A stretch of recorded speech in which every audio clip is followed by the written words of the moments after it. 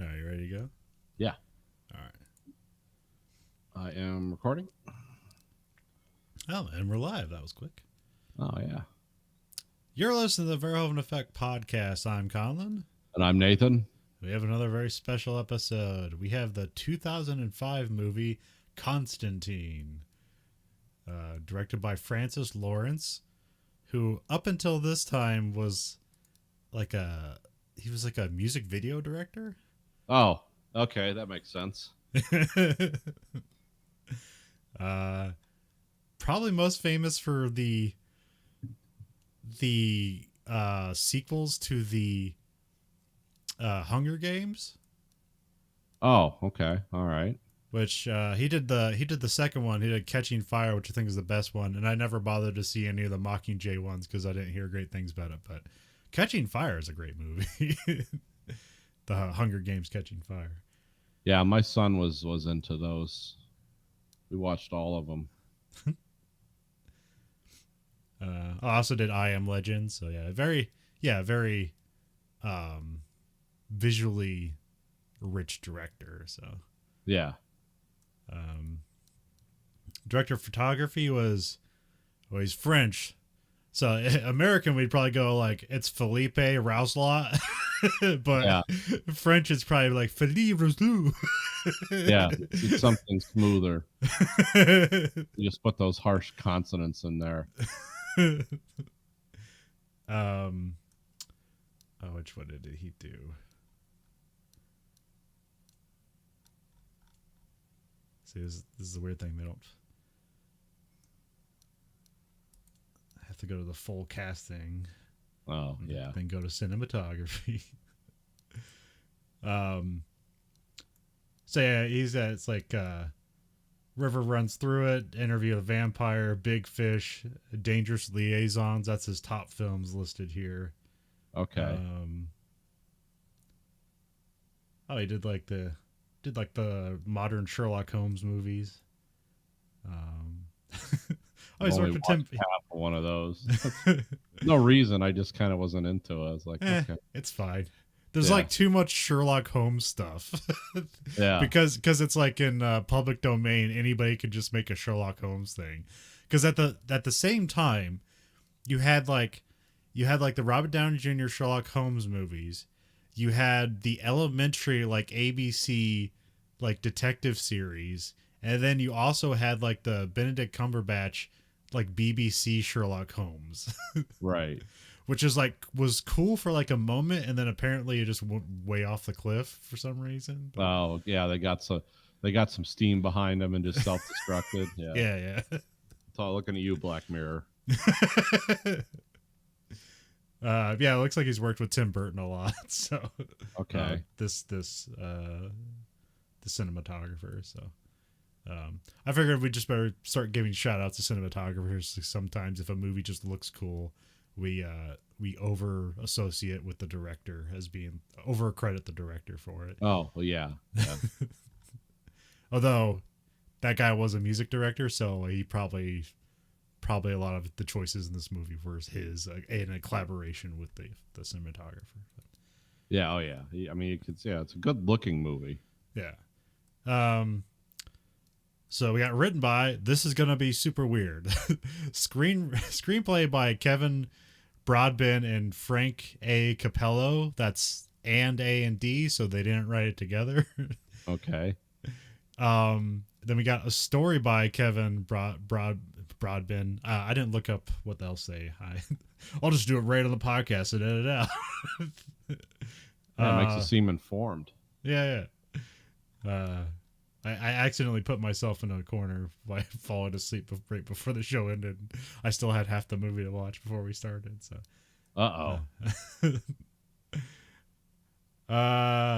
Okay. It looks like. Oh, we watched the Siege of Jadotville. Is that the one with like the? It's with like the Irish guys, and yeah. It was like the first time the Irish army had fought anyone, and like it was forever. Yeah, I think the last time, because they don't really have any enemies or a very big army. So, so it looks like Constantine's big thing. He did the Mindhunters, but not the cool Netflix one. He did like the terrible, like the one with Patrick Stewart. Oh, it might be. It has a weird cast. It's a Rennie Harlan film. It's got Yeah. Val Kilmer and LL Cool J, Christian Slater. It's a bad movie. It's like a good premise. It's like, what if a horror movie was like done with FBI agents as like the victims, and then it's just super stupid. Yeah, I remember there was an interesting idea there, but it didn't pay off. And also, Kevin Broadbent here also wrote The Glimmer Man, one of a Steven Seagal action flick. Yes. Oh, and who's the other guy? Now, is Steven Seagal leading the offensive in Ukraine from the Russian side?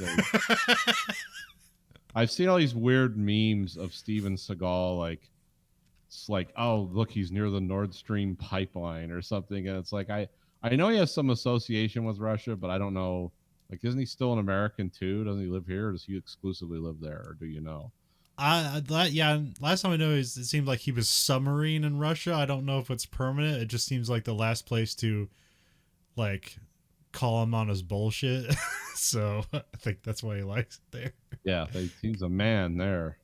They're like decades behind, so they're still like, watching his, they're on, they're on like Fire Down Below or Under Siege by now.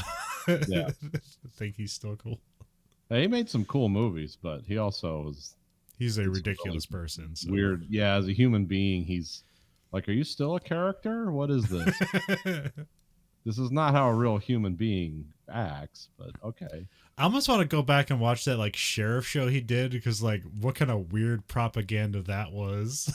Oh yeah, I remember that. Wasn't that it was Louisiana? They made him a deputy sheriff somewhere. Yeah. I like Steven Seagal because he's a guy like as big or bigger than me, but he still's like portrays himself as a man of action. Yeah. I remember somebody had a funny breakdown of the movies that he does where he's in like there's these movies that just run through this media shop somewhere, and it's like, yeah, he's a Navy SEAL, and it's like, what? but he's always standing still or shooting someone with a rifle from far away, or somebody did a takedown, I forget who it was, but they were talking about the movies he makes now, and it's like, yeah, everyone who's with him is like a senior citizen actor. It's like they're Navy SEALs on their last mission. It's like, yeah, it's like 30 years ago. But that's what I like about Steven Seagal is he's a guy as fat as me or fatter that's like still considered a man of action. Like I said, I want to be like John Wick too, but when I jump on the horse, it splits in half, and then I have to get up and like fight with its rib cage to kill people with it. It's called John Thick. You just take out all the running, like because you can do all the other shit with the guns, you just can't run and stuff. Yeah, and if I land on a car and it's like a shootout, it's like, no, the hood's caved in, the roof on. One of the guys was just killed by me jumping on the car. I mean, that's what the gun's for. Is like, it's the great equalizer. You don't have to be healthy to be lethal with it. Yeah, I mean, that's what's cool about it. Because like as far as like the karate and like, yeah, I'm not doing a spin kick. I have good manual dexterity. I can reload a 45 upside down probably. I've never tried it, but so then we got also the writing credits are credited to the comic book, which is called Hellblazer, which this was not called Hellblazer because Hellboy came out a year before. So they just called it Constantine.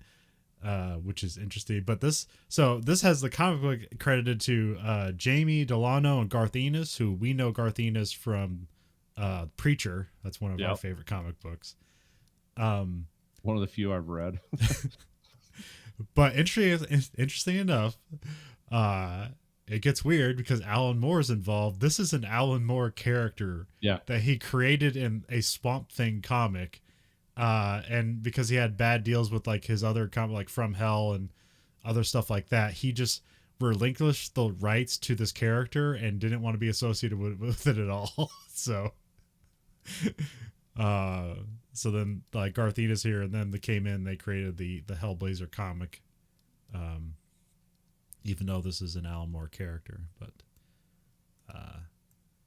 Alan Moore is, just one of those great contrarians where it's like, Yeah, you say up, I say down. It's like, why? You fuck off. It's like, okay, that counts. I mean, he's a genius. He's smarter than me. He makes great works, but there's always this baffling thing that when somebody creates an adaptation of it makes his work more popular in the mainstream. He's like, you ruined my art. And on some level, yes, I understand they did ruin your art by making it commercial, but also your ideas are out there now. Yeah. So, but yeah. Well, he's also a guy that's been, I don't know if you've ever watched the Alan Moore interviews or listened to him. He has been screwed with a lot in his early career. Yeah. And he became, it was kind of like that Harlan Ellison thing where it's like, I just hate everyone because I've been fucked over so many times. Now it's like, I'm just going to be mean to be mean.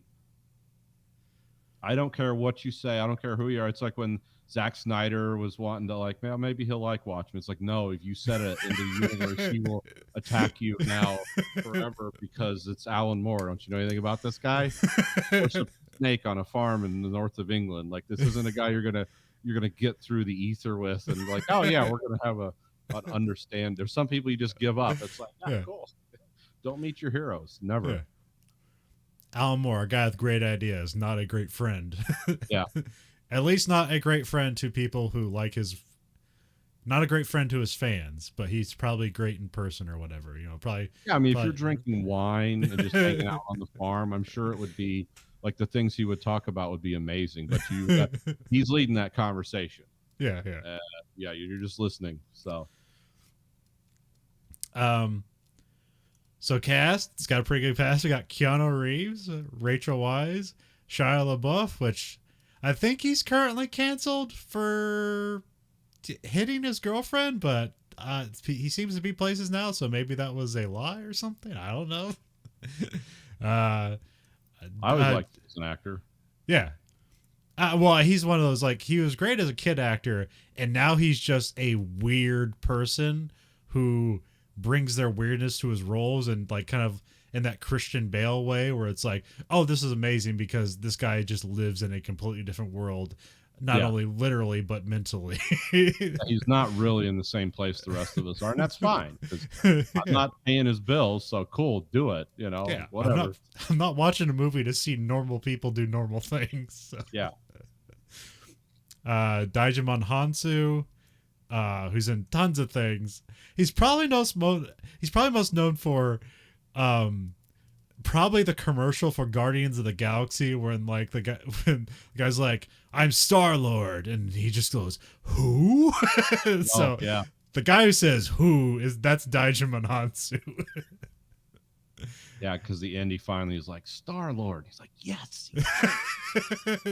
That first Guardians of the Galaxy was so good. Yeah. Second one's good too. It's just weirder. Yeah, it's stranger. Gavin Rossdale from Bush. Okay. Tilda Swinton, and of course Peter Stormare. Of course. I always like any movie with Tilda Swinton in it, even the weird ones she does, where they're like art house films, because it's like, oh, is David Bowie's sister acting now? That's cool. Yeah. That's always what I think of when I see her.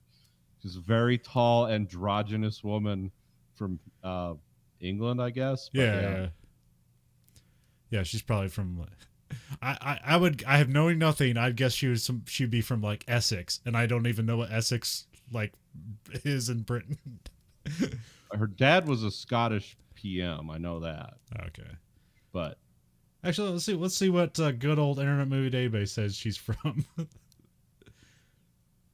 Oh, she's like way down the list. Okay. Oh, she's just from London. Okay. London, England. Yeah. She's just fun to watch. Yeah. Yeah, she's one of great those really angular women that's always like fun. Well, also the way they shoot her in this movie, she's like looks like she's 8 feet tall. So yeah. Oh yeah. I mean, she was really cool, and she was the best part of Snowpiercer too. Oh yeah. Playing that role, just playing Margaret Thatcher essentially on the train, talking about class division. It's like, yeah, this is perfect. She's only 5'10" and a half, but that's taller than most women. So yeah, she probably weighs like 70 pounds too. Well, that's always the thing. Like in wrestling, there's just the way they shoot wrestlers, but like when they get to the women's matches, like there's a big height difference and also weight difference too. Why does that matter? So when when the combined weight hits the mat, when men do it, they weigh a lot more. So when they hit the mat, it sounds more impressive. And so when women who just weigh a lot less hit the mat together, it doesn't sound as impressive. So sometimes it can seem like an audience will get like this seems like they're like hating a women's match, but it's like they're just not like in tone with like it's just a different match just because of the weight difference. Yeah. But anyways, yeah, there's some women that they'll be like 5'11". It's like, man, she looks like she's 6'4", and then like, oh wait, no, she's like my height, and she's the tallest person in the division. Yeah.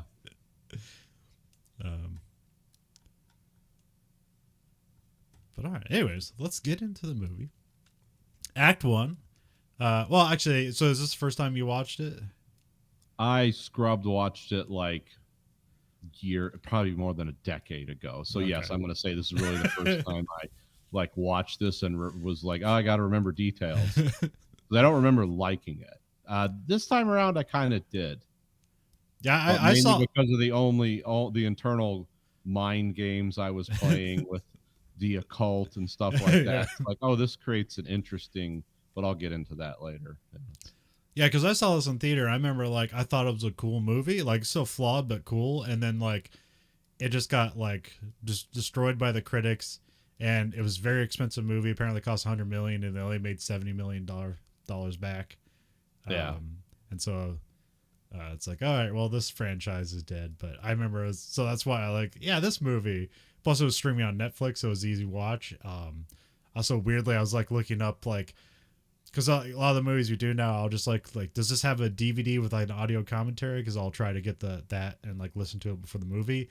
And this does have a DVD with an audio commentary. However, it's not for sale right now unless you want to spend like $50 to get it. Yeah. So weirdly, this is streaming on Netflix and not available anywhere else, not even in physical format.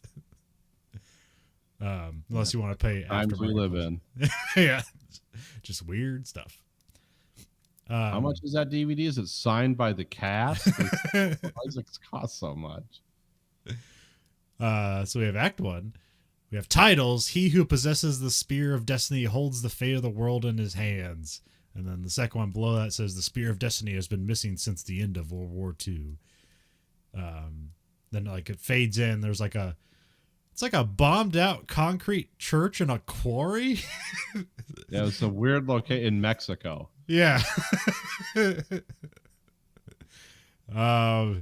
Yeah, very weird looking. There are two guys, they're just like picking through the rubble. It doesn't seem like they have any intention of doing anything. This seems like purely accidental. Yeah. Yeah, today we're just going to squat down and pick rocks. Yeah, exactly. This is a weird, like, you guys should be out like making money or something. Yeah, they're literally just poking through rocks. The floor breaks under one of the guys. And he finds the Spear of Destiny wrapped in a Nazi flag.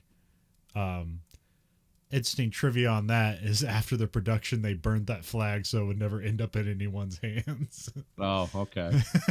Well, yeah. As the guy touches the Spear of Destiny, he hears like weird noises and then he walks away. And then a car just like annihilates him. But he's okay. And he was like a pillar of concrete and the car wrapped itself around him as it hit him. And the Spear of Destiny saved his life. It didn't work for Patton. Because Patton had that and he died in a car wreck. Huh, okay. I don't know if he had it on him, but he had it. I mean, supposedly we have it somewhere. Yeah. Like that's the legend, is because supposedly the Nazis had it and then we took it. And then of course it's in the Smithsonian next to the Ark of the Covenant or wherever, whatever that story is. But it's like, yeah, that's why America's never been defeated. It's like, oh, you mean the outsized military budget, the world's largest economy, and 4,000 nuclear weapons don't have anything to do with it? And also more aircraft carriers than like all the other countries in the world combined. But no, it's because we have that spear in the Smithsonian. That's why.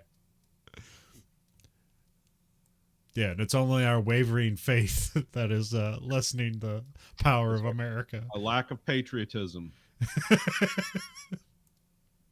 It's not saluting the flag and knowing the Pledge of Allegiance. But, we still got that spear. Destiny. And then so after that, titles on screen, Constantine. Which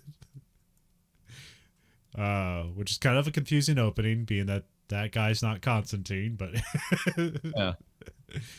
But it's fine. And if you're not steeped in like the occult and World War II trivia, that intro's not going to mean much. It's like if a Nazi knife made him immune to car wrecks. That's what most people think. Yeah, I know, like the because I probably know about that stuff basically from one, Indiana Jones, and two, the Wolfenstein video games. Like there's one literally called the Spear of Destiny, because those games deal in like Nazi occult stuff and having super weapons powered by like Christian artifacts. Oh yeah. I mean, there is more than passing truth to the Nazis being into stuff like that, but only I don't know if it was ever like seen as a power center or just some weird thing they did to separate themselves from others. Is like, yeah, we are the leaders, the men of destiny, because they, especially Himmler, they had a whole cult and like a castle and all these Nordic symbols they co-opted for this. And yeah, I mean, like the swastika is like a Buddhist symbol that they culturally appropriated for their own imagery. I remember when I was a kid, like people told me, and these were like World War II vets that were still around, that swastika is just a broken cross. I mean, I was actually told that. I was like, oh, they were actually like the forces of Satan. Like they were fighting with a twisted cross and stuff. I found out that was all propaganda. It was like, that's not what it was. But it sure scared the hell out of people telling them that. It's like, yeah, that's literally the army of Satan. I didn't look this up. Had Madame Blavatsky, who was like a psychic and kind of a weird occult figure in Germany in the 30s. Like all the Nazis talked to her all the time. So there was always weird stuff, but there's a lot of weird stuff going on with the Nazis. They were a strange group. They were not normal. And also, standards. Also, if we think back then, like we're saying, like Hellboy preceded this in theaters. Hellboy also a Nazi occult backed movie. Oh yeah, the Nazis have been like. It's only recently that like there's just like because there's more information around and people read it. The Nazis were always, you'd think it was like us and the British and the Russians defeated like a country that was 200 years ahead of us technologically. They had better troops, better planes, better guns, better everything. And then you find out, no, they said they did have some good stuff, but they didn't have enough of it. And they were a landlocked nation. And they were completely overwhelmed by just a massive force that smashed them to bits. But it's like, the history of it is like we barely won that war, and it was really a fight against like Superman and the occult and the devil and everything. It's like, oh no, it was just, which that makes it fun, but it also doesn't give credit to how dangerous some political ideologies can actually be. That you could galvanize a nation of people who are generally rational to this is our guy. We're gonna do what he's saying. This all makes sense. I didn't look this up, but I'm pretty sure you probably have something offhand. The name Constantine, is that just like Constantinople kind of being a holy city? Is that kind of referencing that and stuff like that? I'm sure in the universe of this it is. Okay. It's a fairly common Russian name. Okay. But it's that's like that was the capital of the Eastern Orthodox Church. So yeah, that's it all ties in. Yeah, it's a cool sounding name from that era. Also, like in the books, he's British, just from London, and he's drawn to look like Sting, the musician. That makes sense. But here, he's just a dude from L.A. It's Keanu Reeves. Yeah. This movie's all shot in L.A., so probably why it looks really cool. Maybe, I don't know. Yeah, it could be. I didn't immediately recognize it as LA, so this is definitely like a different. Well, what threw me was when it was raining really hard. Oh It's yeah, like, oh, this is one of the signs of the biblical apocalypse, I guess, is yeah. in LA because it hasn't done that. Wouldn't it not rain there for 2 years or something crazy like that? I know it's rained since then, but Yeah, I mean, yeah, it's just in a weird. I mean, it's literally like in a desert area, and we have to pipe water in, and it's like one of the yeah, largest metropolises in the world. So it's a yeah. weird thing. But I also been at 29 Palms, which is in California. It was like 104 degrees out, and it was raining. So California is a weird place, and it's huge. So a lot of Yeah. weird stuff happens. It's next to the ocean. So. It's in the it's the only part of America that's in the Ring of Fire besides Hawaii. um. So we're in an apartment. The lady has like a tea kettle on. She takes the tea to her room, and then she sees like some girl just crawling on the ceiling. So very evocative of, Exorcist. yeah, Exorcist, which is a movie I have not seen. It's one of those movies where it's like it's so ingrained in the popular culture. I'm just like, I've seen it. You should watch it. Watch the unrated version with all the scenes. You'll be shocked. Like, this movie was made in the early 70s. How did they get away with this? I mean, it's definitely one of those pop culture movies where it's like this is ingrained in the psyche of cinema. So I definitely need to watch it sometime. So. It's a good movie. I've probably seen one of the sequels before I've actually seen the original. It's worth your time. The Exorcist 3 isn't bad either. Huh. Isn't there something weird with like Exorcist 2 where like there's two versions of it, but they only released one? Or I'm thinking of a different one. There's like they tried to like remake Exorcist like 10 years ago, and like they made it twice, and then they ended up releasing it like a year apart. And I think it was like by two different companies. Like it's almost like that James Bond movie that like, you know, where like the company got to make it like independently, but it had to be like a remake of Thunderball or whatever. Oh yeah, the one that Sean Connery was like in his 50s or whatever. Yeah. Yeah. So we have John Constantine, played by Keanu Reeves, and this is pretty much directly after the Matrix movies, which this does kind of have like a Matrix like sheen to it, like how it looks, like kind of that green to it. Yeah, so it definitely. It's mostly at night. Yeah. So I'm not sure if that's intentional. If they wanted to be like, yeah, let's kind of make this look like the Matrix. But yeah, it's a very good looking movie, and even like some of the CGI, they're clever with it, so it doesn't look that dated. Yeah. They also used a lot of puppetry that probably had like CGI grafted on top of it, so you might be thinking like, it's all CG. It's like, no, they made a really elaborate puppet. So once again, this was a very expensive movie. Yeah. The CG was creepy I mean, the stuff that they did that was supposed to be scary was scary. Like the demons had their skulls, like their brains were missing or something. There was something weird about the demons. Yeah. They looked very unearthly. Other than having arms and legs and a head, it's like, yeah, these are not, there's definitely something evil. Yeah, it's like their head is like chopped off at like the bridge of their nose. Yeah. And then and you can see him like sniffing even. So it's very unsettling.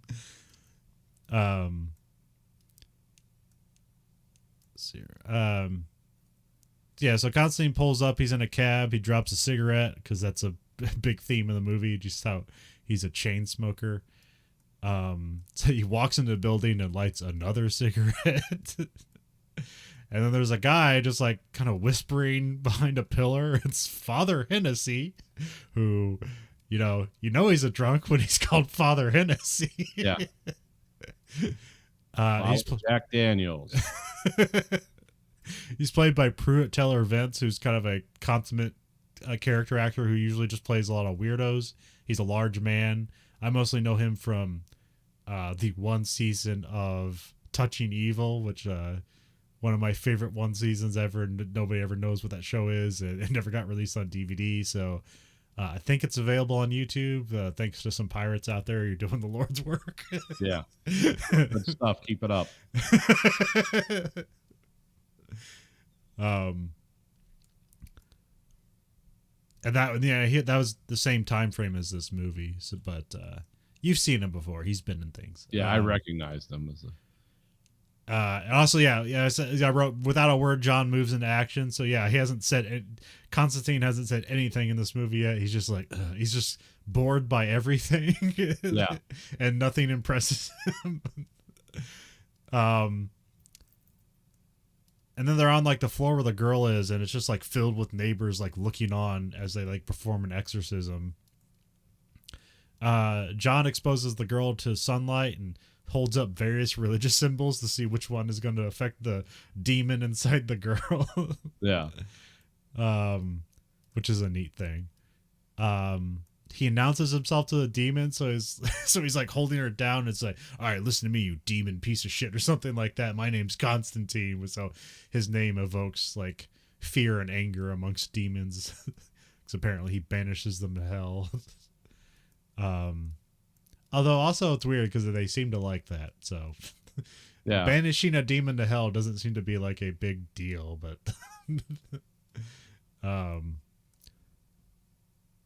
then he sears the girl's he holds like the religious symbol of the girl's head and just like burns into her head. The girl passes out, but then like the demon's like trying to like escape through her body but like under her flesh, so it's very kind of alien chest burster kind of thing going on here. Then we cut to Chaz Kramer, played by Shia LaBeouf. He's like his cabbie. He's like practicing like announcing himself, like, I'm Chaz Kramer. He's like trying to make a catchphrase or whatever. John yells from the balcony to move the car, but like Chaz just moves the car like a bit because he's like, why should I move the car? And he's like, all right, I moved it. And so of course it's not enough because it'll end up falling onto the car. But he gets the crowd to like bring a giant mirror into the room, and he tells them not to look at the demon. Of course, one guy does, and immediately like he like ages or his hair just goes white, and he's like in total fear. Yeah. And then the demon like leaves the body but goes into the mirror. The demon's like trying to like break out of the mirror, but they're able to like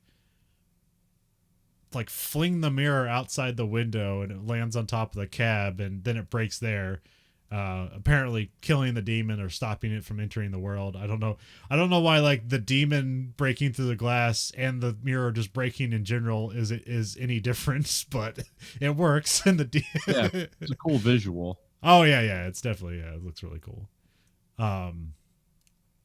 The family like kind of like gathers to console the girl, and then Constantine is just miffed that the cigarette he left on the table is out. He's like, oh man, my cigarette. So yeah, this just shows that like, this is his everyday thing. He doesn't really care if he helps somebody. He's just his job. Yeah. He doesn't care if anybody cares. Which is an interesting character for Keanu Reeves, because he's kind of a hard on a sleeve kind of actor. Yeah. And so this is him being like more like just a pissy, like aggravated person, which is kind of interesting for Keanu Reeves. There's a shot of a shadowy figure. They're rolling a quarter on their knuckles. John hops in a cab, and he goes to a bowling alley, which is apparently where he lives, which is like, he lives above a bowling alley, and like, I don't know, what do you call that? Is that like a loft apartment or something like that? It's like something. It's a weird long apartment. It's basically it's like it was meant for like a department store, but it was just turned into a giant apartment. I mean, it looks cool, especially when there's just like hundreds of water jugs of like those 5-gallon water jugs just strewn about the apartment. Yeah. Yeah, it's some kind of barrier or something. Yeah. And somebody made an interesting thing, like if you look at the bowling, it's the symbols like are like pins falling over, but it's like 3 6s in a row if you like line them all up. Oh, okay. I don't know, which really doesn't mean a whole lot, but it's like, okay, yeah, they put the work in. It's there. Yeah, somebody designed that. Yeah. Then we cut to Angela Dodson, played by Rachel Weisz. Probably most notable for the Mummy series. She's kind of like disappeared a bit. Although a kind of exciting thing is she's going to be in a television remake of, what is it? Um,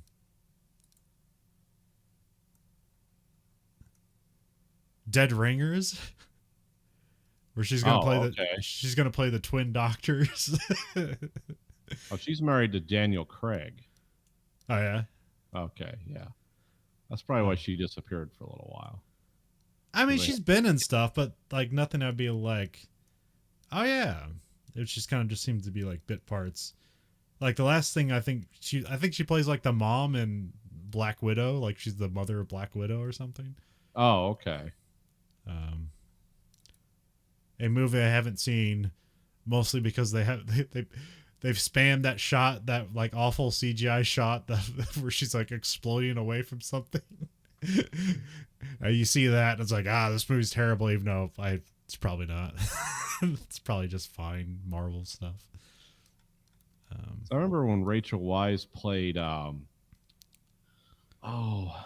was she? It was a British movie. She played that journalist that called the guy a Holocaust denier. Okay. And then that guy he was part of the British political system somehow. He's mainly a historian, and then he was able to sue her for libel because like you had to prove that the Holocaust happened. Yeah, it was weird. It was a real thing too. And yeah, she played the reporter in that. She ended up winning, Huh. but that's actually something that really happened. Because this guy said, "Oh, she's just writing libel." It's she says I'm a Holocaust denier. It's like you got to prove the Holocaust happened, because that's what he was doing. Huh. I don't know if you remember that movie was from the. I don't know if you remember like Holocaust denial became a huge thing. Oh yeah. It's always been a thing. So like 10 years ago, it seemed to be like a mainstream topic. Yeah. Because I'd heard about it. I was like, well, this is weird, obviously, and this is how would you say that? This is inhabited by the type of people I thought it would be. Yeah. Not necessarily raving neo-Nazi types, but definitely people who are like, I want to be contrary about this really important, awful thing that happened in European history, and aren't I funny? And I also happen to be like super conservative and stuff. And it's like, I wonder what this guy's all about.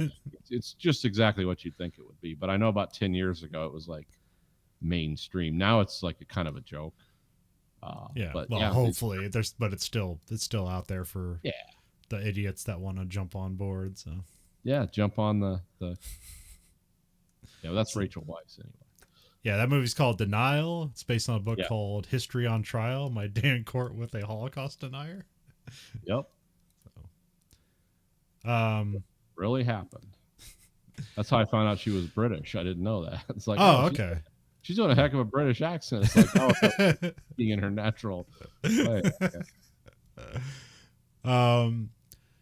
So Angela's given a confession saying she killed a man, and like she said she killed another man. I'm like, wait, where's this going? So she's a cop who just has an intuition for violent people, and then ends up having to shoot people.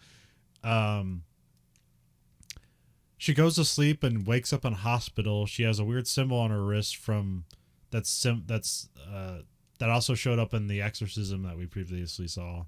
And then she jumps from the roof of a hospital. Did I say roof or wrist? Did I say rough or roof? Oh well, it doesn't matter. I remember roof. Okay. And she crashes through a ceiling into a pool, and then she wakes up from the nightmare. Then we cut to John coughing up blood in a sink. Then John goes to the doctor, and he finds out he's dying from lung cancer, of course, from all the smoking. They set that up. He's had like 4 cigarettes already in the first 10 minutes of the movie. So let's not forget the pool was shaped like a crucifix also. Oh, okay. I guess I didn't pick up on that. You only see it for 1 second, but it's there. It's like a therapy or something, because it's in the mental hospital. But yeah. Yeah. Well, it's like a combat. It's not like a mental. It's a hospital, and then there's like a mental ward part of it. Oh yeah, okay, maybe that's They got like mental floors up near the top. Yeah. Those mental hospitals. Because it's a giant hospital, but I can't. There's probably some like PC way to say that now. I can't remember what they call though. They don't call them loony bins anymore. I think mental ward might be, but I think there's like one further Asylum. That's an old term. What else were they called? What did they call them in the 18th century? Like the workhouse. I had a name for them. I forget what it. Convalescent home. Okay. Yeah, but anyway.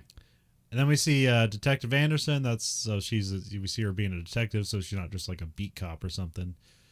She's walking a crime scene, and then she sees the death like mirrored from her dreams in real life, and it's Isabel. And I wrote her sister ? Because it looks just like her, but they haven't stated that out loud yet, so I don't know. See, this is why you need to state this stuff out loud. It seems stupid in general, but to an audience, we don't know. Also, because they have her looking at herself, but her dead body is so white and formless that it's hard to I think that's just Rachel Weisz again, but it could be confused. Yeah, when I first saw that scene, I thought, oh, is she imagining herself as a victim of this, and that's how she gets this information? It wasn't clear. Yeah. So when they said it, it was like, oh, okay, that's why. That's why.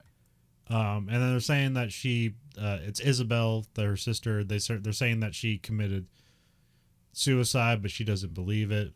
And then we have Angela. She goes to the elevator, and then we see John Constantine in there, and he just he doesn't let her in, so he just has to be an asshole just one more bit. And she says going down, and he says not if I can help it, basically meaning he's an asshole, but he's also keeping you from going to hell for some reason. Yeah. For reasons, for selfish reasons. Then we cut to Manuel. That's the guy with the Spear of Destiny. He's just hopping a fence and he's walking towards the mountains, and then you just see livestock just dropping dead all around him. It's cool visually, but well, it doesn't make. I mean, you could make that whatever. It's oh, the spear is drawing power from the livestock, or he's mad and it's just killing it. But it's just visually interesting, but it doesn't necessarily technically add anything or explain anything. It's just visually interesting, and it's oh, power is happening. So what would have been cool, I thought, instead of him hopping over doing the demon jump over the fence where he hops a ridiculous height or whatever, which is, they do that a lot in movies. It makes people seem strange and powerful.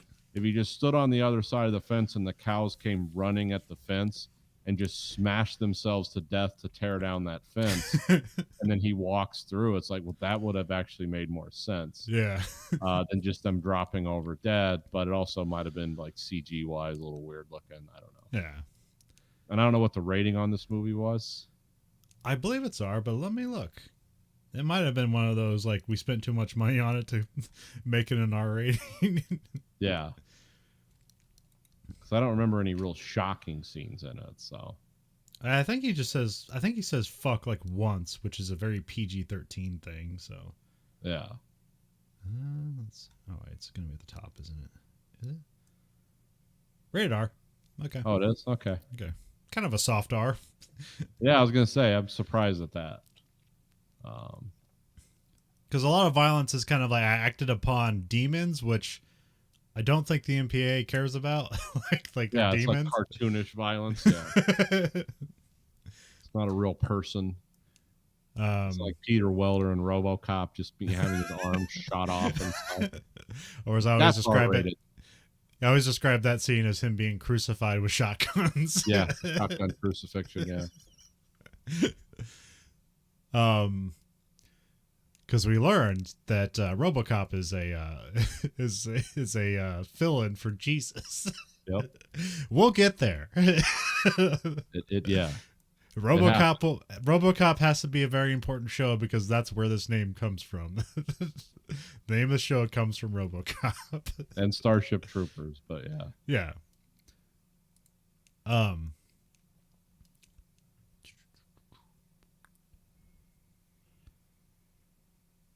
Then we cut to John meets some dealer in weird wares and exorcism tools. Although I guess this is just I think it's Beeman. It's just a buddy of his who also lives in the bowling alley. But here they make it seem like they barely meet each other and it seems like he's come from around the world because he's got all this weird stuff to fight demons with. So,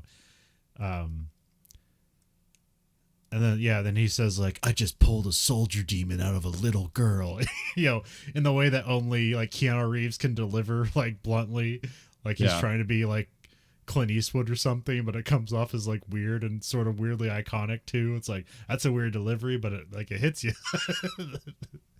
You know what he's saying. So John's worried that like demons can now break through to Earth because they're just kind of like, oh, they don't explain it yet. We'll get there. There's like a barrier where like demons can't directly come to Earth, but they still can. It's a weird thing. I never read the comic book, so there might be more or less explained there. But here we only got 2 hours to go through the entire history. This is also like this is a DC Vertigo comic, and this is like their longest running comic book series. So this does have a pretty long history to it. But it's been around a while. Been around since 1988. Yeah. Or at least the character. I'm not sure the comic book. So John mostly ignores Chaz as like he's getting dropped off somewhere because Chaz is like all about like, I want to fight demons too, but John just wants him to be a cabbie driver. John goes into like this weird. I'm pretty sure it's just a church, but they also like make sure to show like here's a bunch of books, so it's like a library church. Instead of pews, we have library shelves. I don't know anything about like the churches in the LA area, so I don't know if this is just a set or a real place. Probably just a set. Probably. And then Angela pops up behind John because they're both there to see someone. She says, I see you're rude wherever you are. Angela talks to the priest, and she's like trying to get like Catholic service for her sister, but they don't want to do it because she committed suicide, which I read in trivia, I guess, is that they stopped doing that in the 80s. So the Catholic Church will do services for people who committed suicide. It's not really their business to condemn that, I guess. So. Yeah, well, not a good thing to do, but yeah. Well, it just seems like an extra shitty thing where it's like, oh, your family's grieving. By the way, you got to find a different place to bury the body. Yeah, just have a non-denominational service. But then John goes to talk to an angel that apparently can he only see Gabriel, or can he only see like her and her wings and stuff? Yeah, I think it's I'm not sure how that works. I never was familiar with how that works, but I think Gabriel does. Yeah, because they call them half-breeds. Yeah. So they do interact in the world, but I don't think everyone sees her wings because you think people would freak out if they saw that. Like, oh, that's strange. So yeah, we got Gabriel played by Tilda Swinton. She's in like, what is she? She's like in like a business suit here, but again, looks like she's 8 feet tall. And then like this is where I learned that basically John's trying to bargain his way into heaven by banishing all these demons. Also now because he's dying, so he wants to try to like guarantee his way into heaven.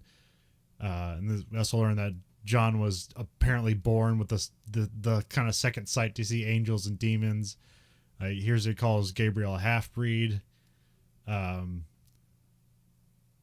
then she tells John that he's going to hell because he took a life, and then she just goes, "You're fucked." And then so it's like, oh yeah, cool talk. Goodbye.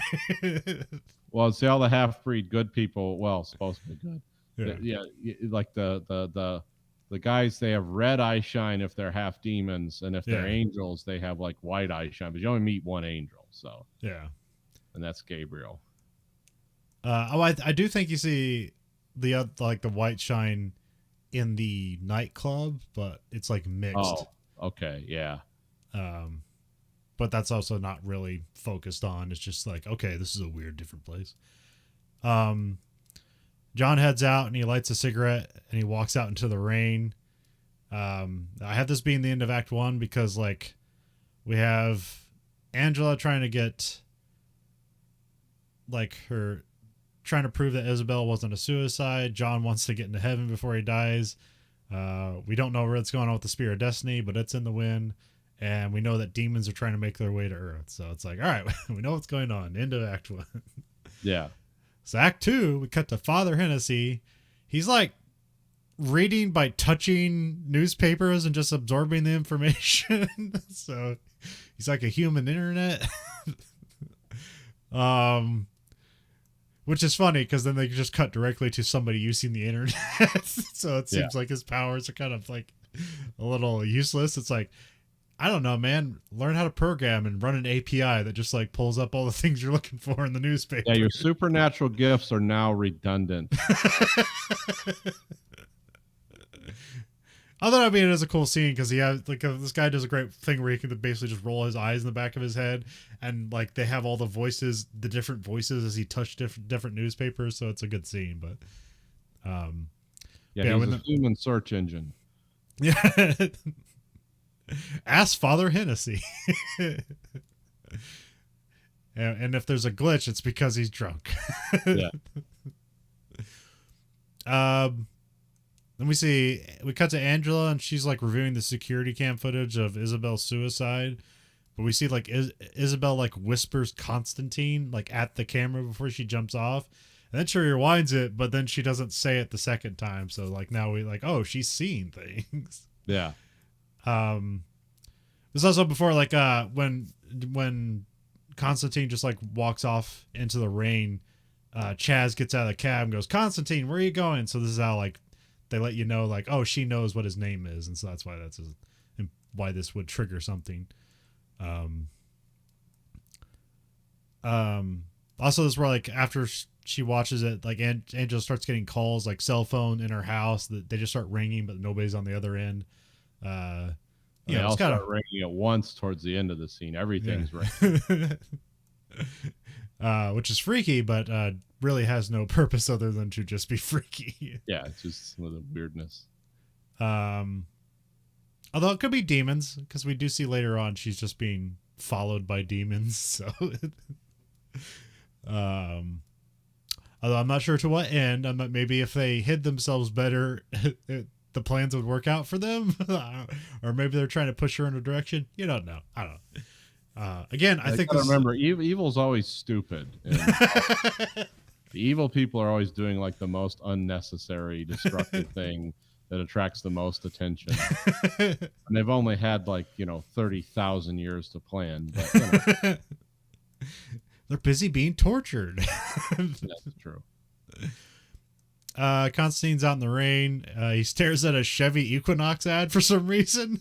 Was there anything on there, or was it just purposely Chevy paid them to put ad? Okay, I didn't know if there was like something on the poster that I missed, or it's like.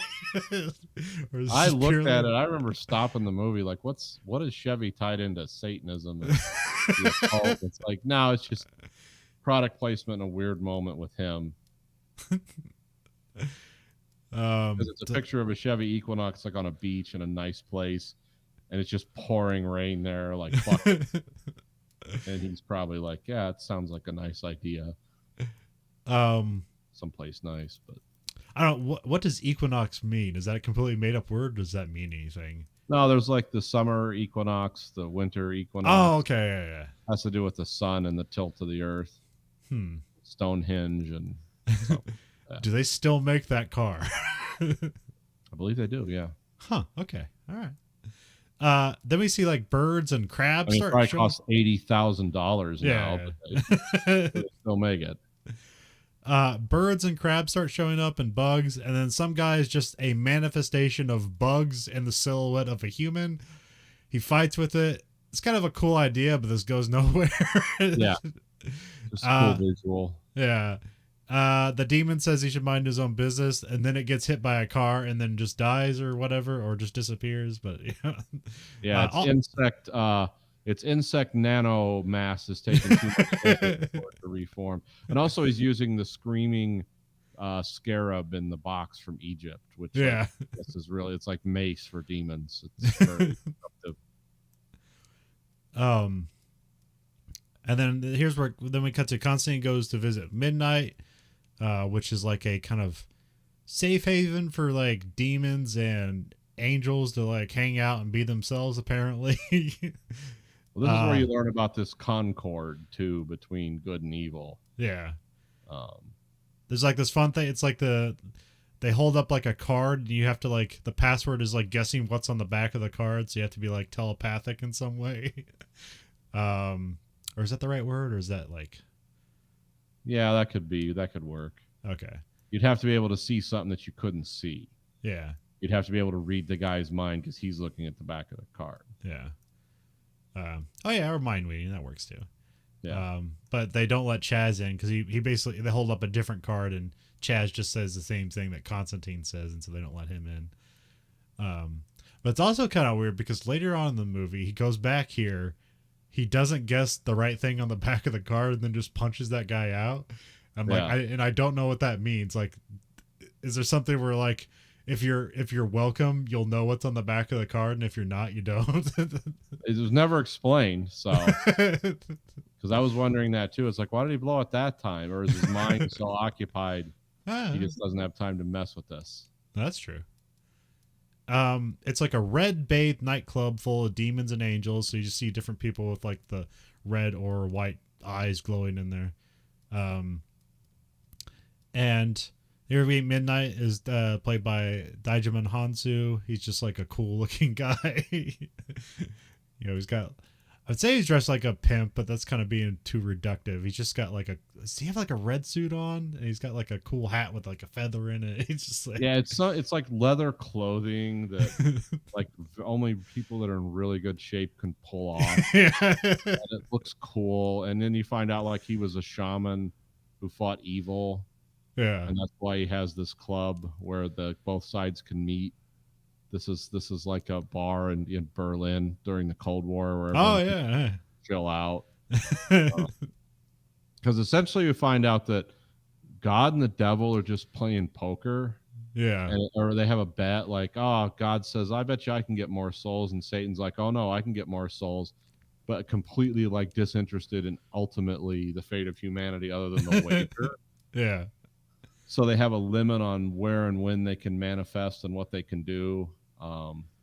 Basically, they're only supposed to be able to like influence, like it's supposed to be through like basically just ideas and words and not through direct interaction. Yeah, you can't give like somebody gold and say like, yeah, launch nuclear missiles or something. Like it has to be very oblique.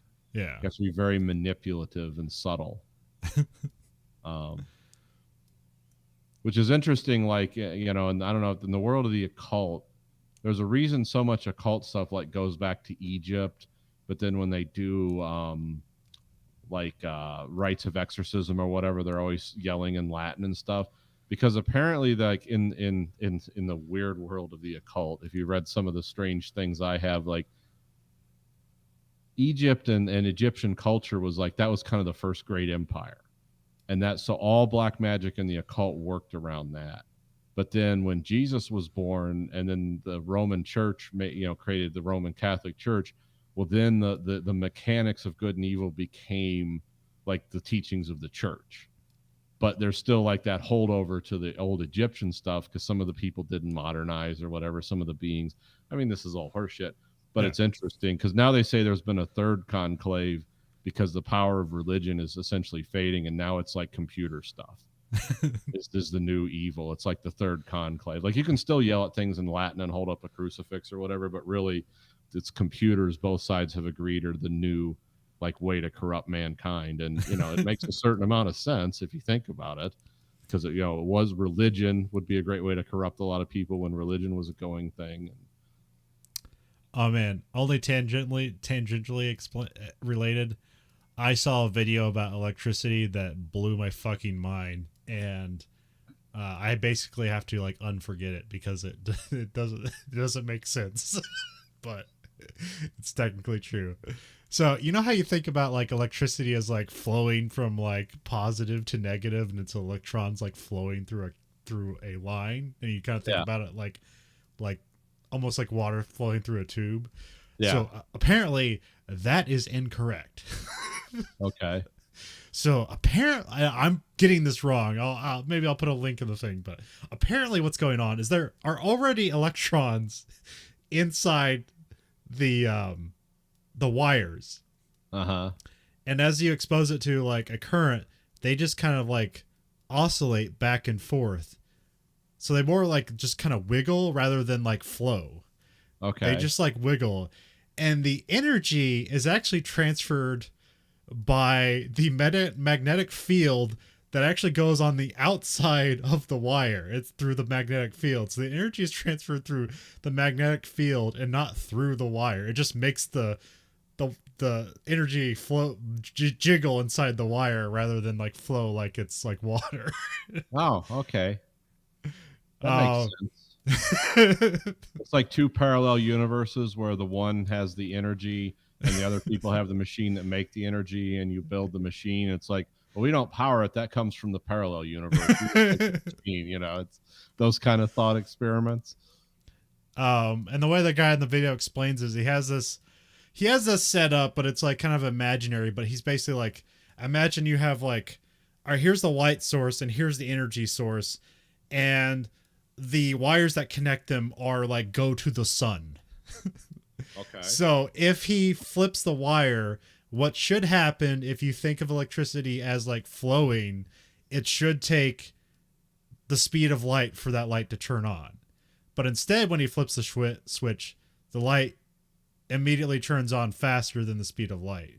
Okay. Or not necessarily the speed of light, but you know, it takes faster like than you think those electrons could travel. Because what does it take, like 8 seconds for light to get from the sun to Earth or something like that? Something like that, yeah. So it should take 8 seconds for that light to turn on, but it turns on instantly. And why does it do that? Because of the magnetic field. The magnetic fields close to each other, they activate it somehow. So that's his reasoning. Although, like in the setup, he isn't actually setting up a wire to the distance of the sun. It's just that's what you're supposed to imagine. Anyway, so that fucked with my mind.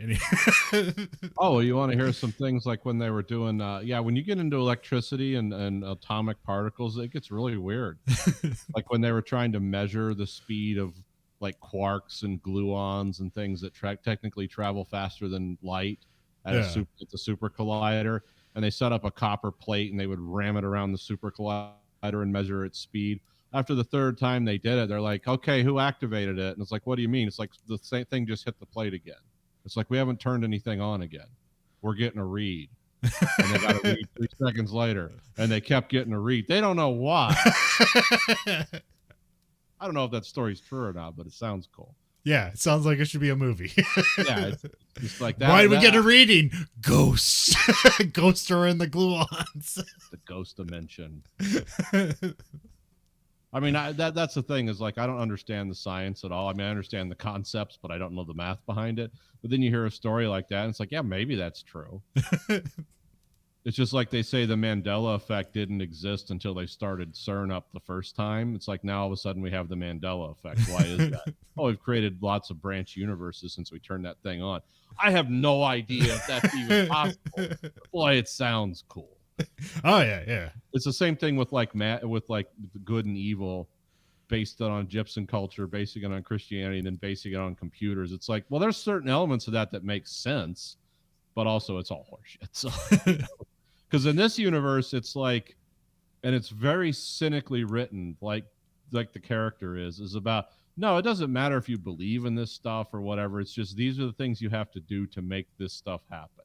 Yeah. If you want to exorcise a demon, it's just a rote thing. It's like changing a fuse. You just got to do this, do this, do that. And that's why, you know, this guy's kind of bored with it because he doesn't see the magical side of it. He just like, I'm just going to hell because I was cursed with this ability. And so, yeah. Also here, I wasn't sure. I didn't know if like the people in the club were like taken over by demons or angels, but apparently they're just like, I don't know how they get to Earth, but apparently they're here. It's that I don't know. Half breeds. I don't know what it. Yeah, there's no explanation of what it means beyond that term. Yeah. So, and also like when Midnight speaks to John here, he kind of just talks to him like he's lost a step, like he used to be better at his job and now he's just disinterested in it, but just going through the motions. Yeah. Then Balthasar shows up, played by Gavin Rosdale. He's a demon. They hate each other. And then John starts coughing up blood and leaves to Balthasar's like enjoyment. And then we have John back at home, and he like traps a spider in a shot glass and then blows smoke into it just to be cruel. And then Angela shows up at his place to ask him questions. So here we definitely know that Isabel is her sister. Here also, like, we have like John being cruel because, you know, he's like dealing with dying, so he doesn't really care about other people who died. And he's like, yeah, what kind of mental patient would kill herself? That's just crazy. So,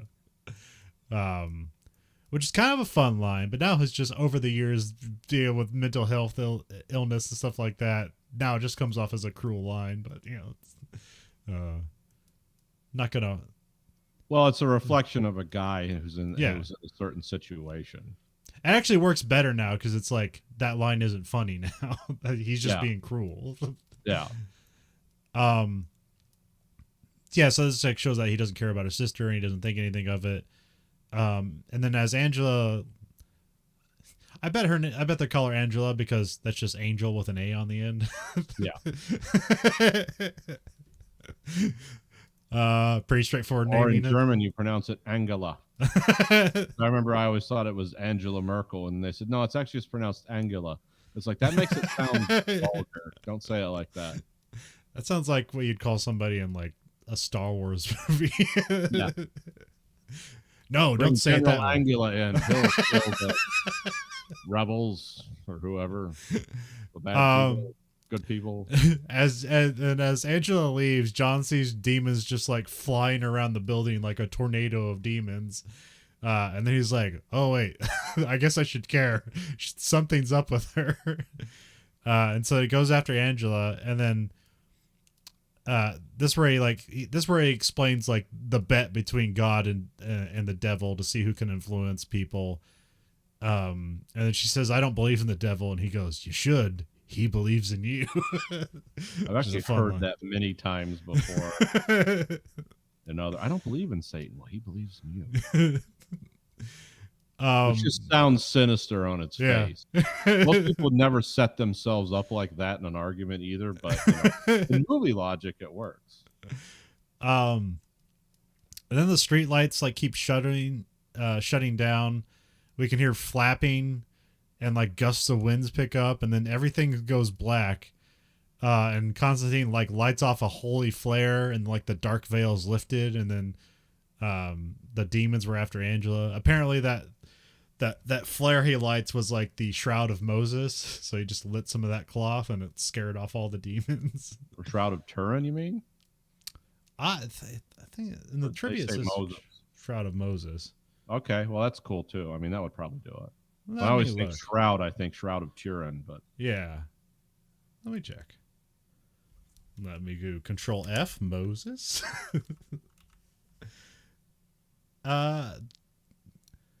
According to director's commentary, the rag that the Constantine lights on fire to defeat the flaming demons is a piece of Moses' shroud. Okay, well, that works given too. to him by Beeman. I mean, yeah, I don't necessarily. I can't remember if a shroud is associated with Moses, so I don't know. Probably is. That's deep Bible.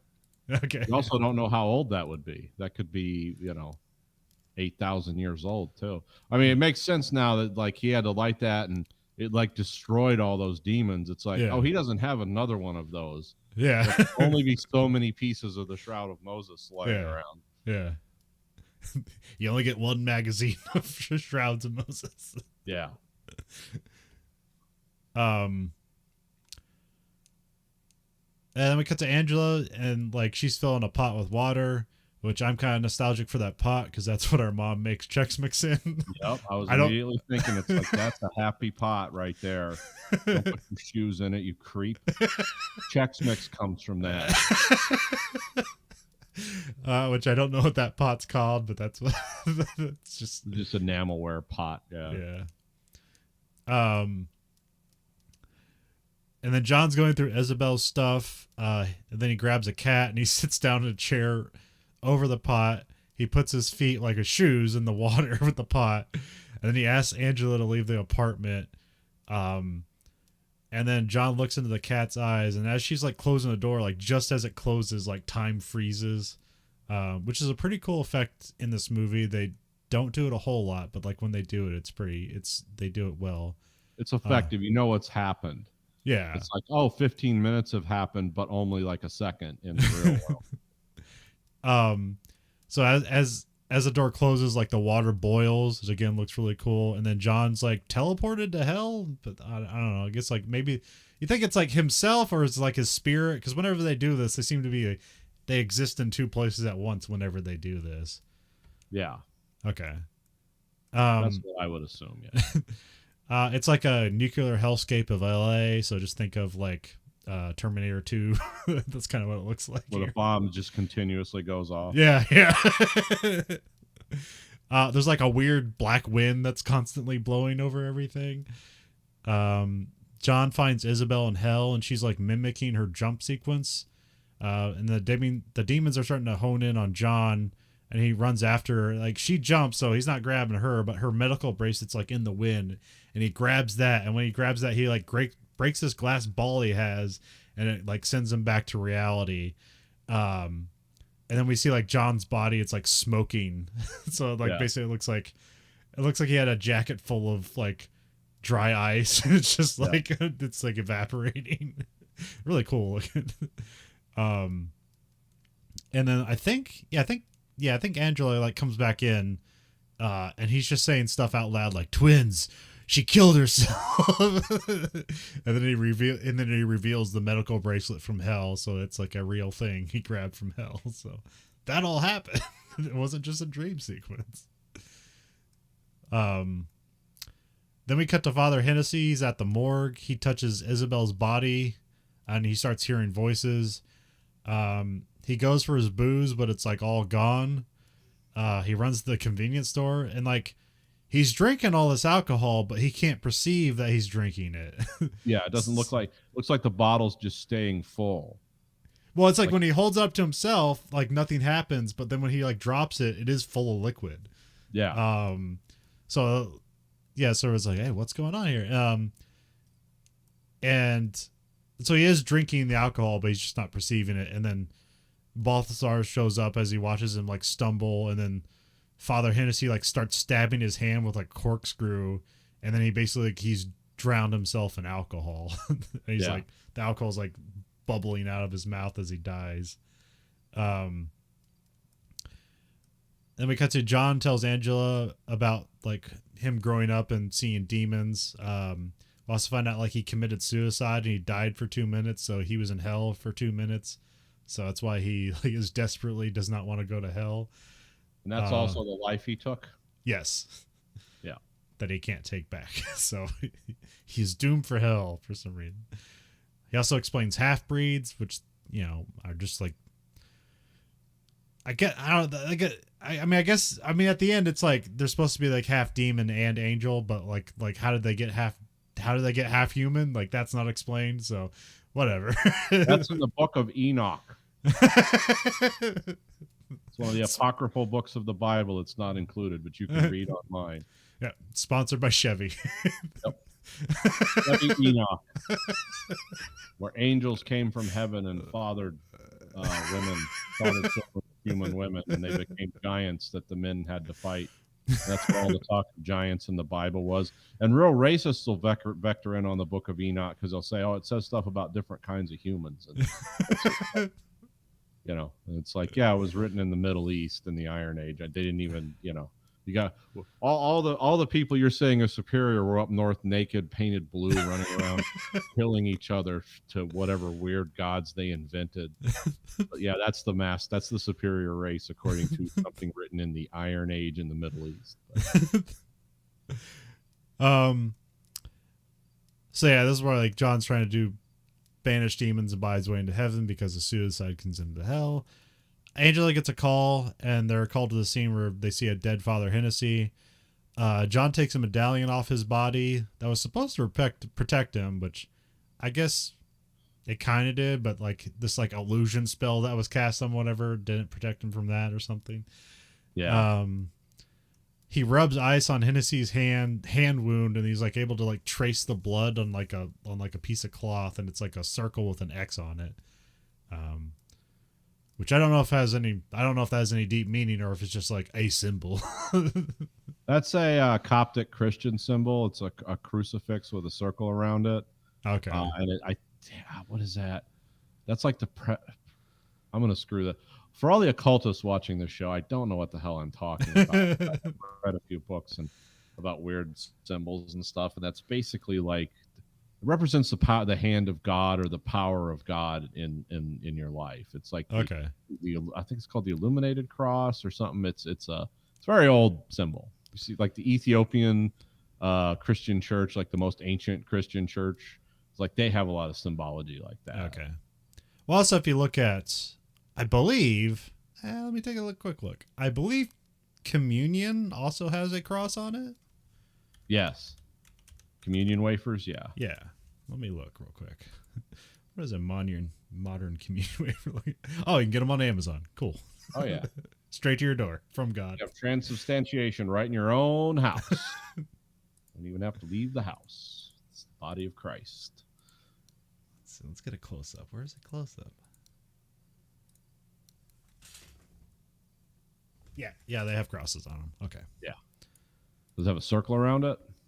I mean, it is a circle. Oh, okay, yeah, because that's what I mean. Usually, the cross with the circle inside it or whatever means like that. The hand of God is at work here or something. Okay. That's how I understand it. Could be wrong. Probably am. Because I think there's something with the Methodist Church. I think their depiction of a cross has like a circle at the top. Yeah, some of them are multi-barred. Yeah, there's a few different interpretations of it. I don't know. No, it looks like the United Methodist Church just has like, it's a cross with like a weird like fire symbol next to it. So I don't know what that's about. Probably the burning bush and the prophecy to Moses. I can't remember what Methodists are about. I thought we went to a Methodist church when we were growing up, but maybe I was confused. Presbyterian. Okay. And then we became Congregationalists,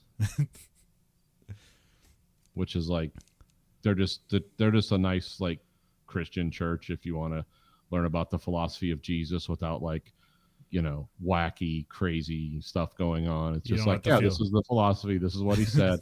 We don't have to have an enemies list or go out and kill people after the sermon. This is the philosophy of Jesus. So we went to church growing up. Presbyterians are like that too, but they also you have a lot of money to be a Presbyterian. So we went to that church growing up, but also like I'd have friends and like you do sleepover at their house and you'd go to like their church. So I went to Protestant churches and I also went to a Catholic school, which you went to masses in the morning every Tuesday and Thursday. So I was inundated with a lot of church. And so, I pretend to know everything about it being that I was inundated with it. So I probably know more than most, but there's a lot of stuff I'm like, I don't need to read that.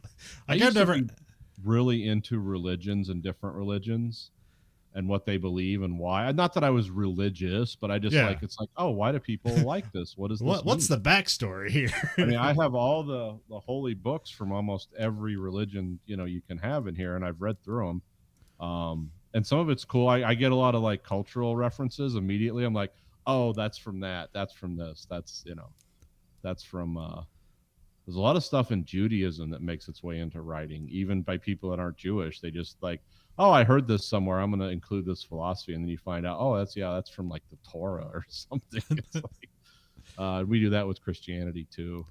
Yeah, there seems to be a lot of resurrection of the Old Testament in modern, at least modern stuff that ends up on the news of like, what are these crazy Christians doing? It's always kind of like old Bible stuff. Because when I grew up in Midwest in Indiana, which is a pretty conservative place, but I grew up with hippie Jesus.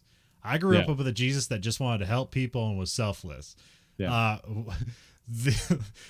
Which probably I think is a lot of what people still do, but there's a lot of stuff that gets blasted in the media that seems like people don't believe in hippie Jesus. They believe in like Rambo Jesus. Well, the thing is like the people that, it's like, let's take, for example, the homosexuality and the people that hate it. They will go back to the book of Leviticus. It's called Levitical law, which is the Old Testament. There's also stuff in the book of Deuteronomy. But yeah, the book of Leviticus just lays out all kinds of rules. Yeah. And that man should lie with another man or something like that. There's a quote about it. And then what people do is they take that and it's like, see, it's in the Bible. It's like, yeah, you're reading from the Old Testament. Do you understand, like in the Bible, the reason there is an Old Testament and a New Testament is because Jesus was born, because God sent his son down here to explain this. Like, look, idiots, this is what it really means. So the New Testament is all like Sermon on the Mount, Beatitudes, like what you would call, hippie Jesus maybe. But these people are saying, well, this too is in the Bible, and that we must hate and kill our enemies. And it's like, yeah, it also says all men should have beards and women should be beaten. And it's like, there's all kinds of stuff in there that like nobody's cool with. But for some reason, you pull these passages out and you say, yeah, this is what God wants. And they're not wrong by saying it's in the Bible, but there is also a reason that there is a delineation between the Old Testament, which is basically the Testament, what the Jews believed.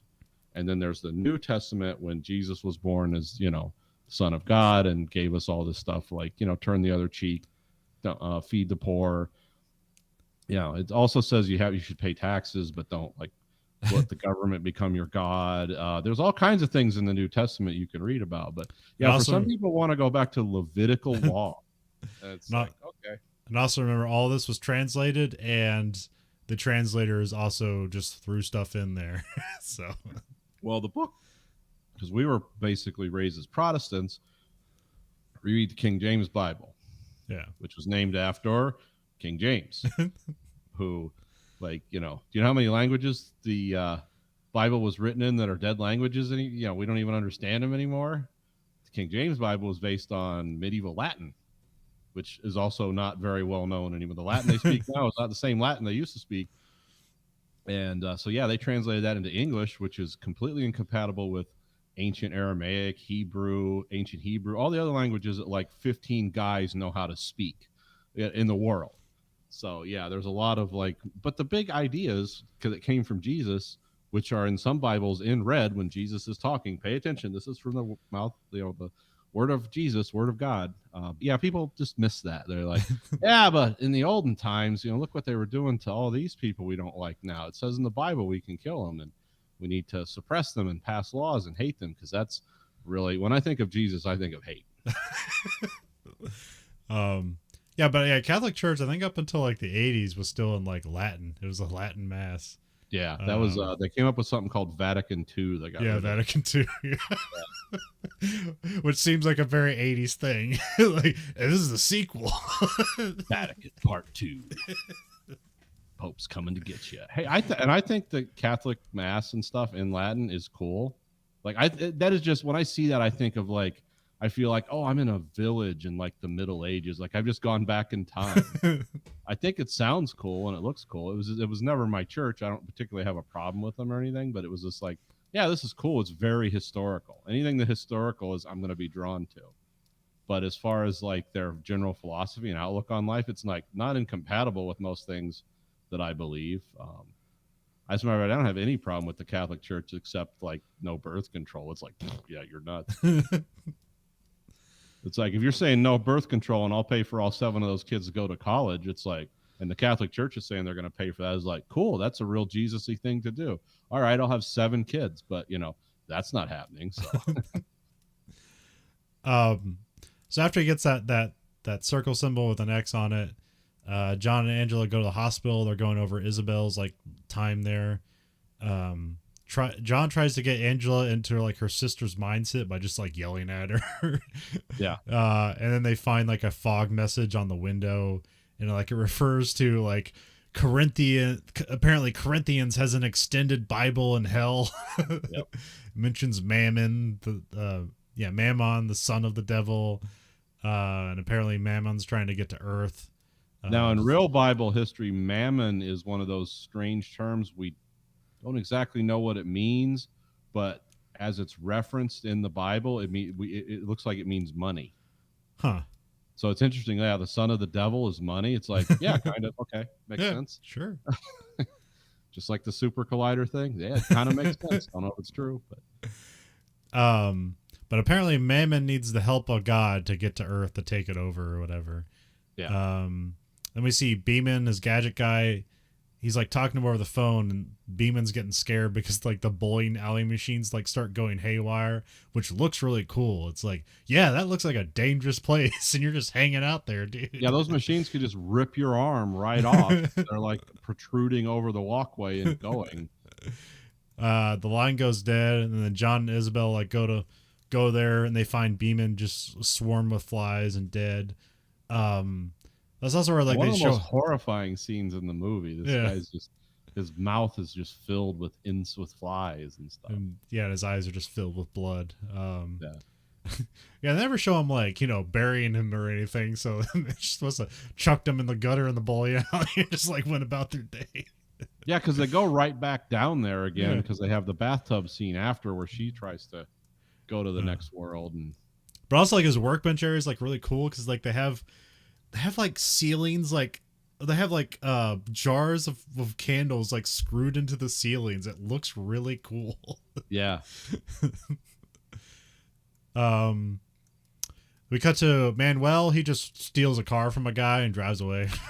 So, yeah, they make sure to they do like a sweeping transition to show a sign of Los Angeles to make it's like, okay, he's in Los Angeles now. So yeah, he's heading that way. as we all know, the battle of good and evil will happen in LA. It's happening right now, depending on who you ask. And the Anaheim Angels can't save us. Or whatever they're called now. I think they're Angels in the outfield. well, there's a weird thing with like I forget, like LA is just so sprawling that it just starts annexing cities, and I think Anaheim is technically like an annex of LA, and I believe the Angels, the people that own the Angels, always want to call the Angels the LA Angels because if you just put LA on something, you just automatically get millions of dollars and more sales. Oh, yeah, that makes sense. So, Well, there's actually sub-cities in Detroit that are surrounded by Detroit that are their own internal cities. There's one called Brightmoor, Michigan. It's the worst place in the world, literally. I think in 2016, the median income there was $10,000 or something. Jesus Christ. Crazy. Yeah, it was nuts. Put you this way, Brightmoor, Michigan is so bad the Nation of Islam like got out in the 80s. They're like, this is too rough for us. Whoa. We can't save them. Yeah. Yeah, when you scare off the Nation of Islam, it's like, wow, this is a rough place. John is he's even slightly more morose and detached even after two of his friends just died. Yeah, he's still like kind of focused on himself. Yeah. And then here we have Angela comes to terms with trying to utilize her sister's like second sight, because apparently she had it too, but she like denied it as a kid, and eventually like her visions just went away. Yeah. So that's why her sister kind of ended up in a mental hospital, because she was seeing the other side and couldn't deal with it, or the real world couldn't deal with her because they don't believe her. So in a classic California fashion, the lesson we learn here is never underestimate the power of denial. You can literally deny the underworld away and just live fine. Be a super cop. And then here we have John sets up another bath to perform a ritual to get her visions back. Here he explains that water is like a conduit between worlds, so that's why he has like all the water like on the border of his apartment. Yeah. I mean that's probably all blessed holy water, so but it's also like a fence.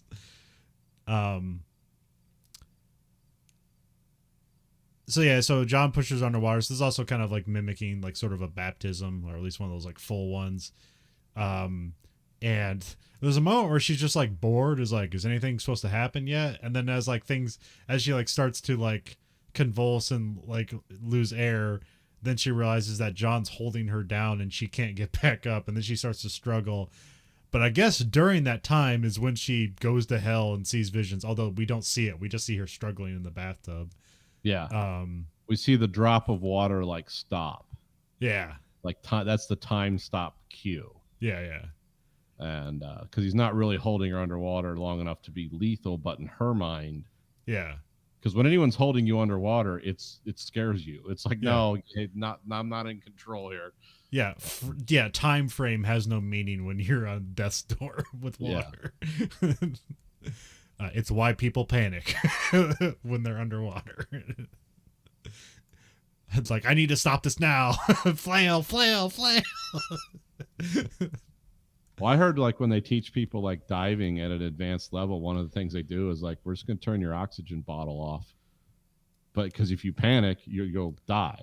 Yeah. It's like, we're just going to turn it off for a little bit. You know what it's going to be like not to be able to breathe, and then we'll turn it back on. But if you panic and rip your mask off, you're way too deep.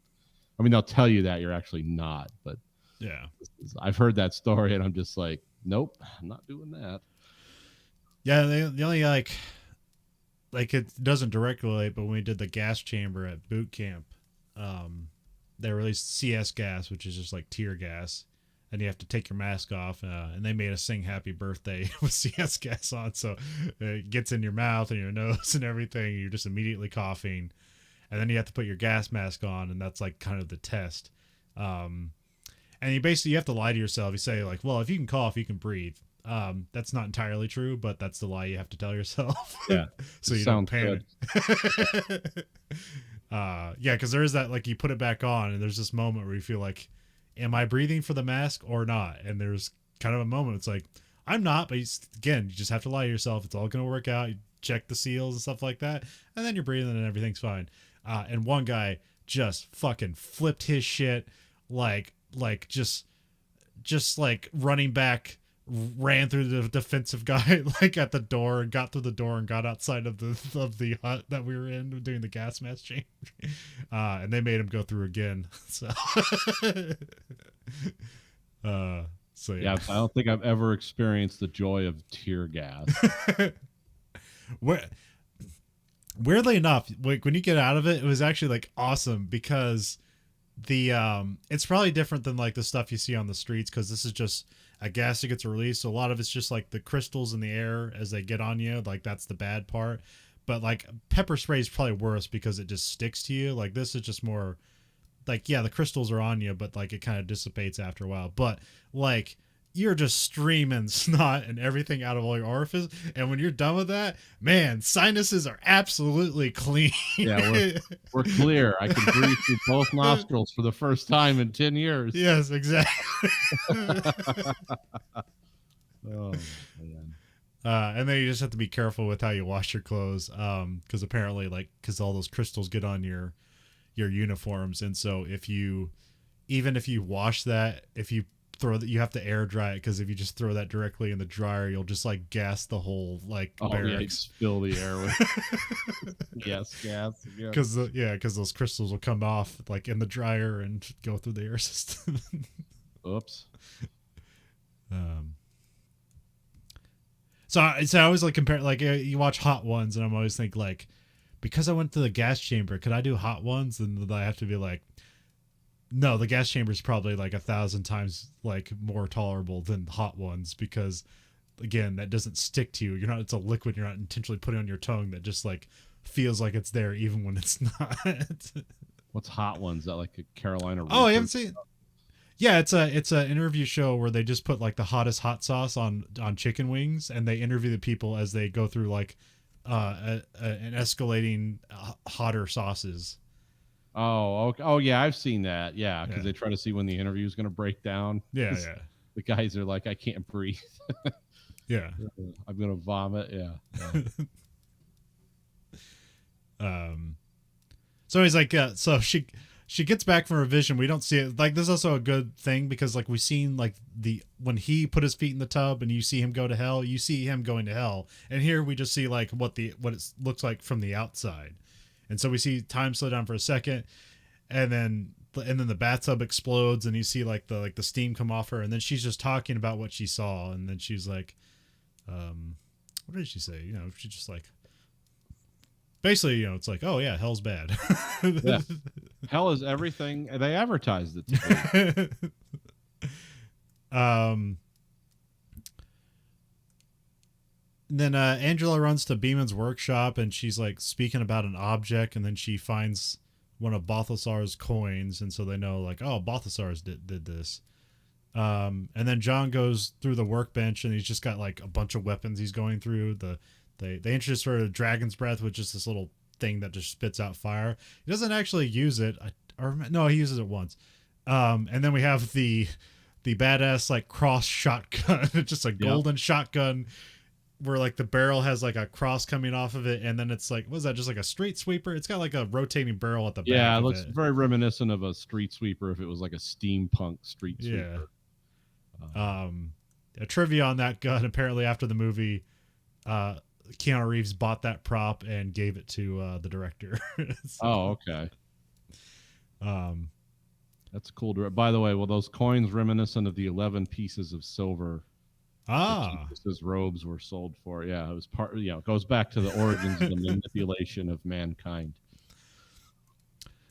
See, in one of my various like people versus demon things, the thing I had is you have a semi-automatic handgun, and there's like a cross on it, but the cross only completes when it like racks back, so it blesses the bullet as you rack the bullet in. It's a good idea. Let's see here. Yeah, so he's got the shotgun. Then they go to Balthasar's. We have John like lean in to put the necklace on Angela, but you think it's like a kiss, but but it's not. It's like it's a fake out. Yeah. He tells her to stay, and then John goes and fights Balthasar. This way he does use the dragon breath on him. He also just shoots him with a shotgun a bunch of times. Balthasar fights back, and then he pulls out brass knuckles that also have like little crosses on it. All this stuff is made out of gold, so it just looks cool and unnecessary. Yeah, it looks very heavy. Even the shotgun shells are just gold-plated shotgun shells, which seem like wouldn't work. That they wouldn't. I don't know. Shotguns are different, but it feels like they wouldn't handle the pressure of shotgun crates. But hey, it's a magical shotgun, so who knows? Yeah. The power of God holds that gold shell together.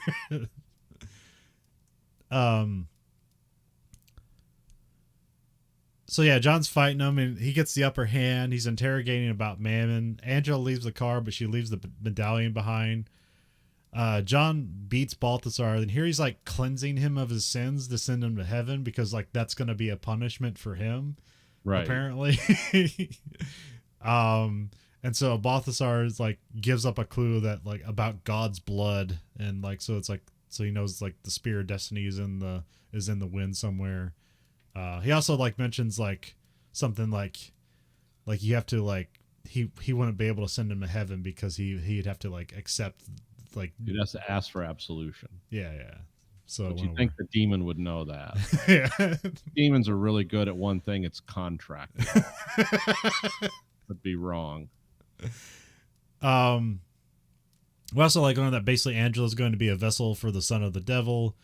We also see like as they go away, we see like pieces of Balthasar's like face is like talking to like a shadowy figure, but he's betrayed and he just kind of whisks away till nothing, and apparently just goes back to hell, which I don't know, doesn't seem to be like a big problem for him, but apparently he'd rather be on Earth because it's just funner.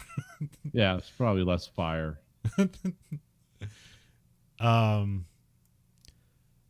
So that being the end of Act 2, so we have Act 3.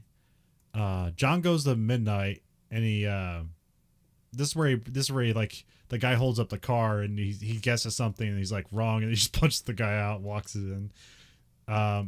He wants to get he mentioned this before. He's like, I need to get to the chair, and here he's like he's trying to get access to the chair. We don't know what that is yet. So Midnight fights John for a moment, but John's able to convince him to like let him use the chair, because like Midnight's really wants to create a neutral zone as much as he can, so he doesn't like helping either side.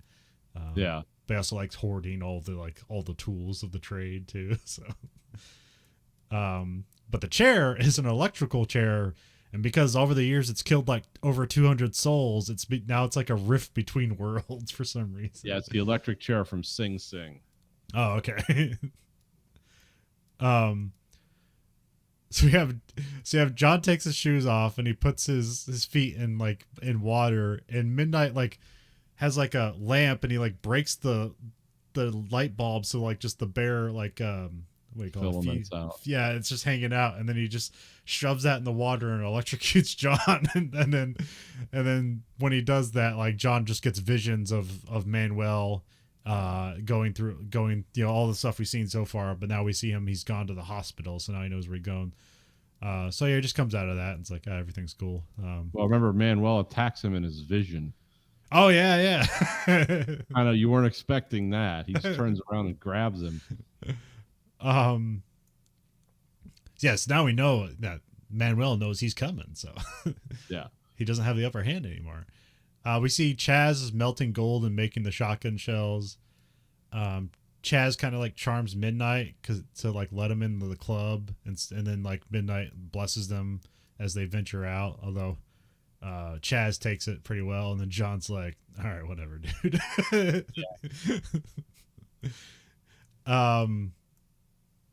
Oh, I forgot the whole point. So back after he finds Balthasar, there's a moment where like they're leaving, like they're in the hallway for the elevator, and all she says like, "I feel something." He's like, "Are you wearing the medallion?" And she's like, "What? No." And then she's just like sucked through the building completely to the outside, and then you just hear wings flapping. It's like, oh, she's being pulled away by something. It's a very cool looking shot. Yeah, it's because there's no context for it at all. Yeah. It's like we don't know what's going on. And John's just running through the holes that she makes, like as she's getting dragged through the building. He jumps between the buildings at one point or something.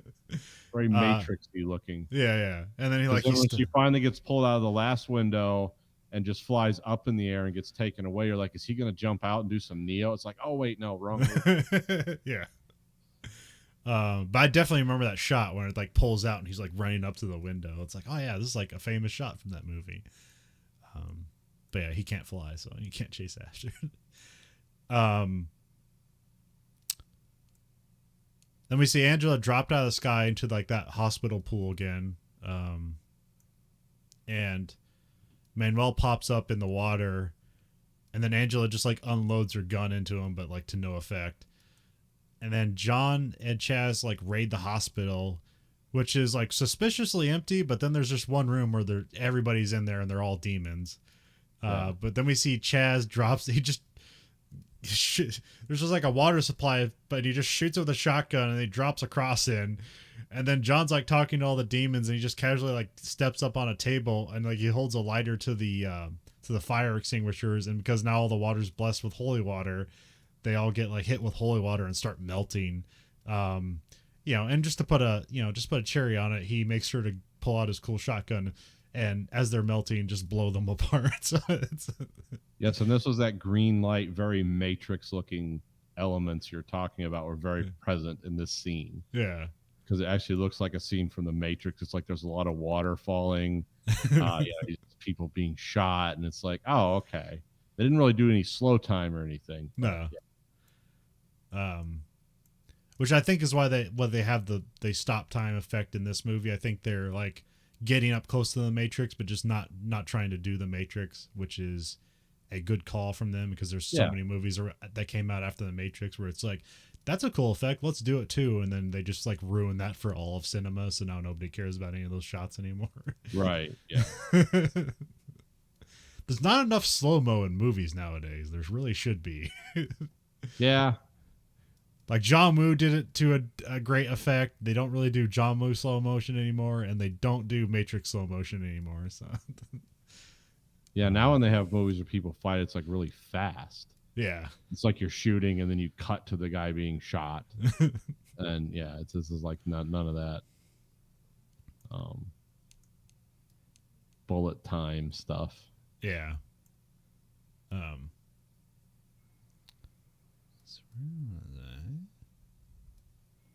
yeah, so he's just blowing away all the demons. This is a good moment because it seems like he's unstoppable, and then eventually he will be stopped. But this room full of demons won't stop him. He runs out of ammo, like just as the last demon's coming after him, and then like Chaz comes in and shoots him with a shotgun. They make it look like he shot him, like he was standing directly behind him when he shot the shotgun, which just means like either you're a really good shot and that was a slug, or if you really look at it, like the barrel blast comes from like the side, so it's like that makes more sense. But the way they edited it together makes it seem like he was directly behind him. Yeah, thanks for the over-the-shoulder shotgun blast. Thanks, buddy. I'll never be able to hear again. Pellets in my neck and shoulder, but thanks.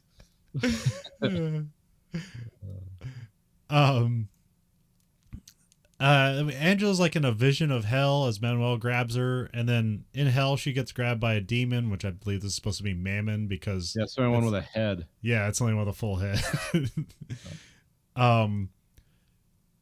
And then John finds Manuel dead, and then like a possessed Angela.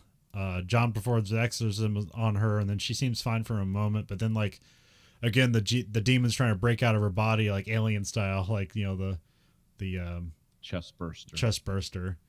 And then Chaz and John like hold her down and start speaking Latin Bible stuff. I don't know. They basically do the rite of exorcism in unison. Yeah. So that calls the demon for a moment, but then Chaz just gets grabbed by an invisible force and just gets smashed up and down to death. And yeah, it's weird. It's like, well, okay, that was a nice character. I mean, it is surprising because it seems like, hey, because it means literally at the end of this movie, all the people that we know he knows and are his friends or acquaintances are dead. Yeah, it's no wonder he's cynical. And this is the good guy. These are the rewards of service. And then he gets like shoved out of let's see here. John tries John's like has like these tattoos on his arm, and he like when he puts them together he like completes a symbol. And he's like calling forth something, and we don't know what it is. But then Gabriel shows up and stops him. So this is where we find out, like, oh, Gabriel is the hand of God that is helping this happen. She has a like a cool tattered like just white pants that have just strings all over it and stuff like that. She also just has like 10 medical bracelets on her arm. I don't know what that's about.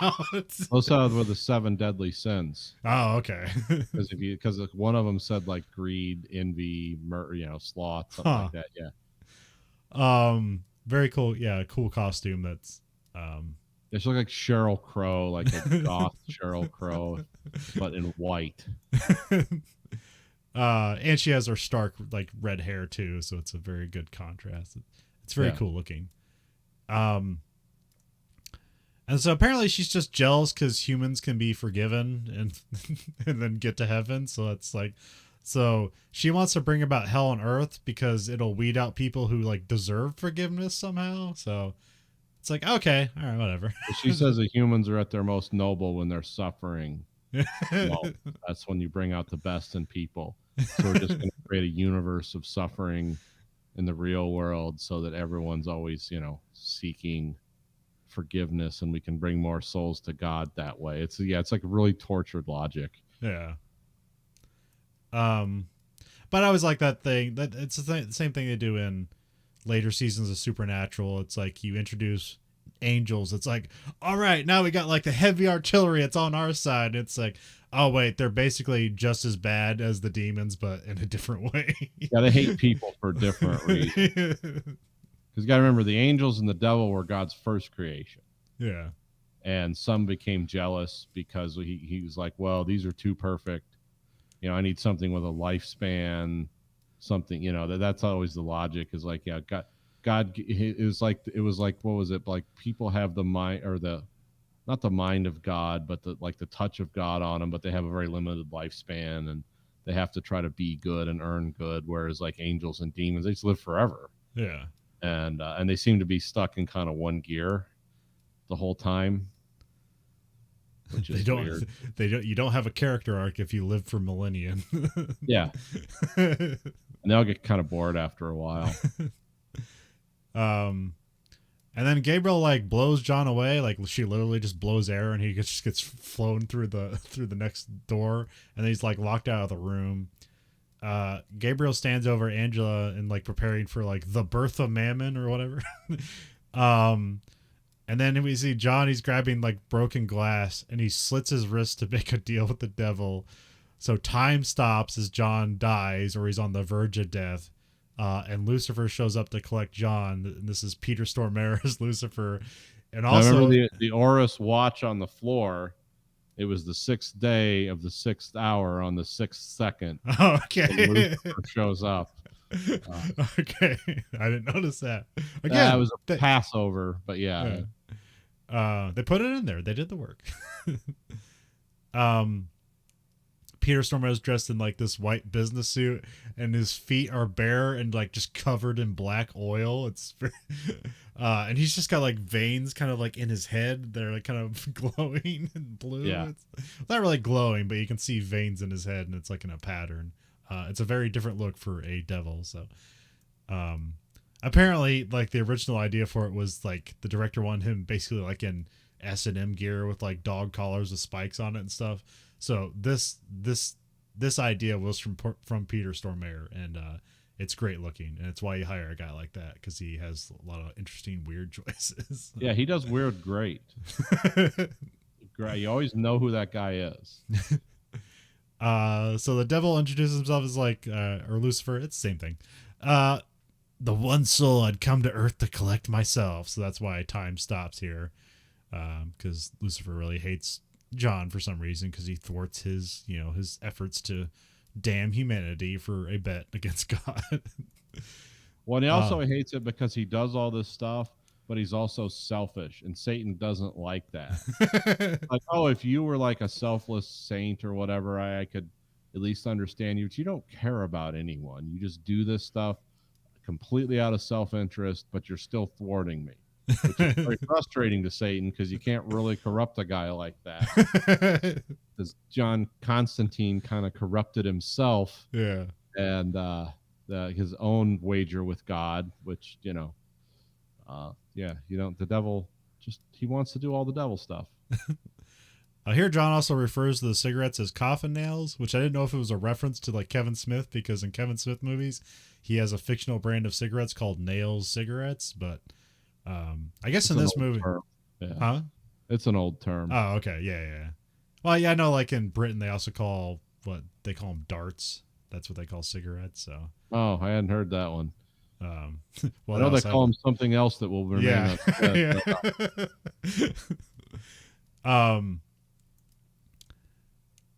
Well, also I read in the trivia that I forget what it's called, but they have their own. This universe has its own brand of fictional cigarettes. So, okay. It's also he's like trying to light the cigarette because he slit his wrists. It's hard to light the cigarettes. Oh yeah, because he can't control his hands because he touches the tendons. So Lucifer helps him out a bit. Then here John convinces Lucifer to go look on Gabriel, like trying to bring forth Mammon to the real world.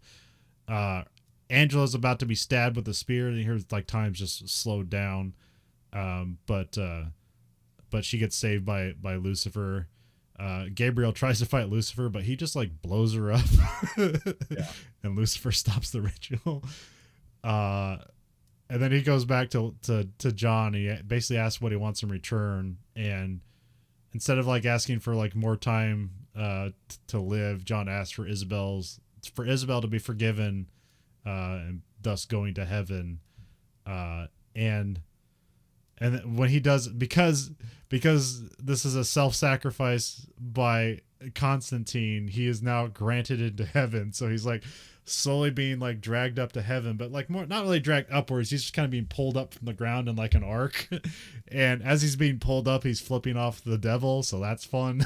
Yeah, which he does in John Wick a lot. Is that a Keanu Reeves thing? Has he done that in all his movies, or? I don't know.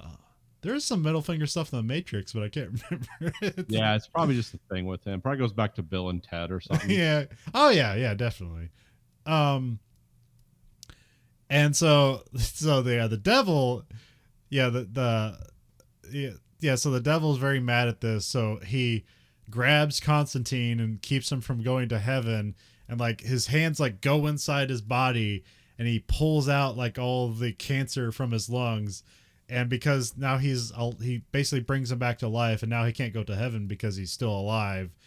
But now also he is forgiven. So Lucifer's just hoping that like Constantine will find a different way to damn himself again. Yeah, and he will, I'm sure. So he's just like, but he's just keeping him from heaven. So that's the main point. But he has to reluctantly bring him back to life. So the devil doesn't get anything that he wants, other than like he keeps the bet going with God. So he keeps Mammon from coming to Earth and making hell or whatever. So yeah. Then we had John goes to Angela. They like do a kind of like a fake out kiss again. He grabs the spear. We see that Gabriel is alive, but she's without wings now, and apparently because she doesn't have wings, she's human. Yeah. Which is a very Dogma thing. Yeah. you can kind of like lump Dogma, Hellboy, this movie. Probably throw Blade in there. There's kind of a weird like collection. Like these all work together as like a kind of a similar universe. So they're all very comic booky and have deal with the fight between good and evil. So.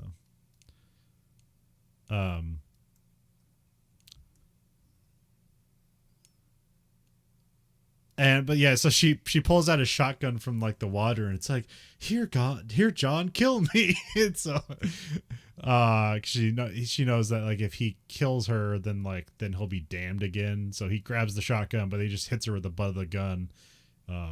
He's like, there, that's what pain's like. I mean, they make the best of the moment. It's not really like it's not really a great button on the movie, but you know. Yeah. It was kind of an extended. It was like 20 minutes of the movie to get to here. Yeah. From the time they get in the hospital, it was kind of an extended scene.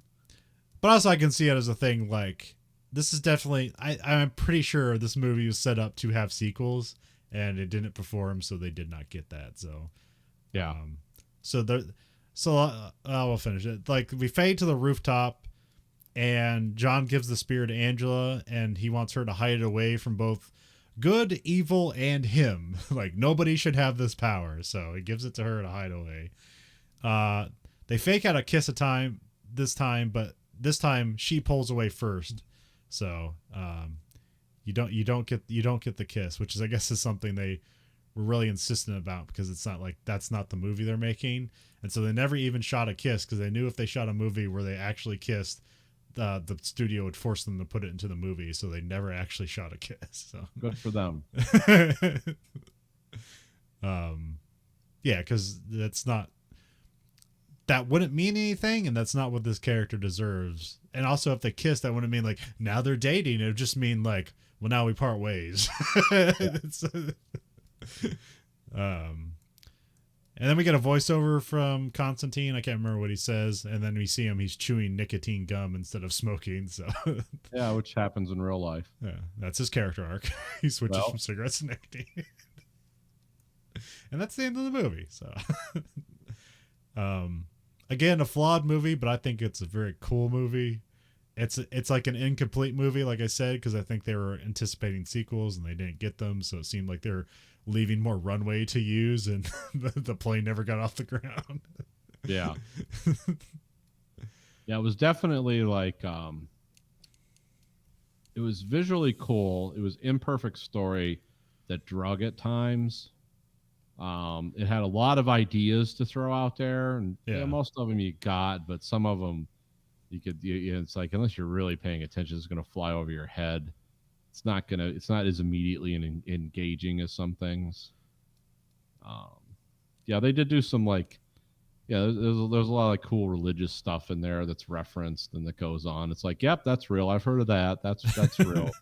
But I do like, again, the mechanics of this universe where it's a very cynical God, creator God. It's, making bets with Satan because that's a way to pass the time. And again, it's this workman-like universe of like, do this, do that happen, and the demon goes away. It's like there's almost no emotions in it. It's just like a rule book. You have to do all this stuff, which was an interesting approach. It kind of matched the cynical overtones of the movie well. Again, I think that would have flown over most people's head. They would have just been like, "Ooh, a demon." It's like, yeah, but he's getting rid of it in the most bland, like way of.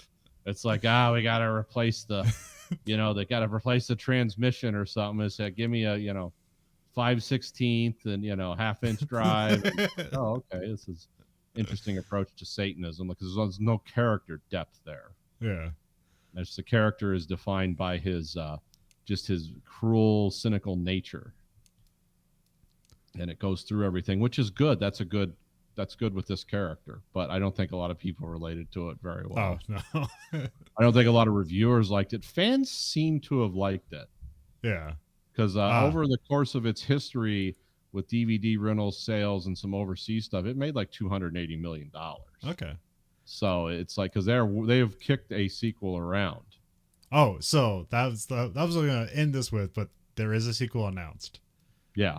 So it's but this director is also he just finished. They're on post production on a new prequel series for the Hunger Games, so he's doing that. Okay. And he's also doing he's in pre-production on the BioShock Netflix movie. Okay. Which that just seems like a I mean, everybody wants to see that, but there's like, I have no confidence in it being good, but we'll see. Yeah, we'll see what happens. It could be the best thing ever, but I remember when like Gore Verbinski was attached to that, and like that would be awesome. I doubt they're giving him the money to make a rated R version of that, and they did not. But I don't know. But I have no idea what the money Netflix is throwing at BioShock. They don't even know. Yeah. And then recently just announced, so it's in pre-production for a Constantine 2. So we'll see if that happens. It'll be interesting because there's also a Constantine TV show. I believe it's wrapped up. I think it was moved across networks. Like I think maybe Netflix saved its last season. I think it was like on CW or something. But I hear good things about that show. It is interesting. They did stop calling the comic Hellblazer and then just called it Constantine. Okay. So yeah. It's a better name. Yeah. And so, well, I mean, I think Hellblazer is a really cool name. And if you look at like how they draw it, it looks like a metal band. It's a really cool logo. But I think this movie popularized the character, and even though it was unsuccessful, it's like now that people know the character, it's in the zeitgeist. So then they just changed it to Constantine because that's what people know it as. And they've done tons of stuff like the DC does a lot of those like animated movies that are just kind of like an hour and a half, and they got some like guest characters, and they're kind of like straight to video stuff, but there's a bunch of Constantine stuff like that too, and the guy from the TV show does the voice for all the animated ones. So okay. There's a lot of content out there for Constantine heads. Yeah, this is your thing. Don't stop with this movie. There's a lot more. And I guess famously, Roger Ebert hated this fucking movie. Yeah, I could see that.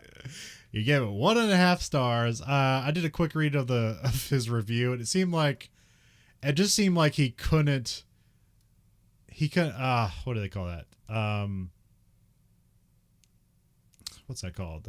Disbelief. What's the suspension of disbelief? Yeah, he couldn't. Yeah, he had no suspension of disbelief and just hated everything about this movie. I don't know if he's a Catholic and found it offensive in some way or anything like that.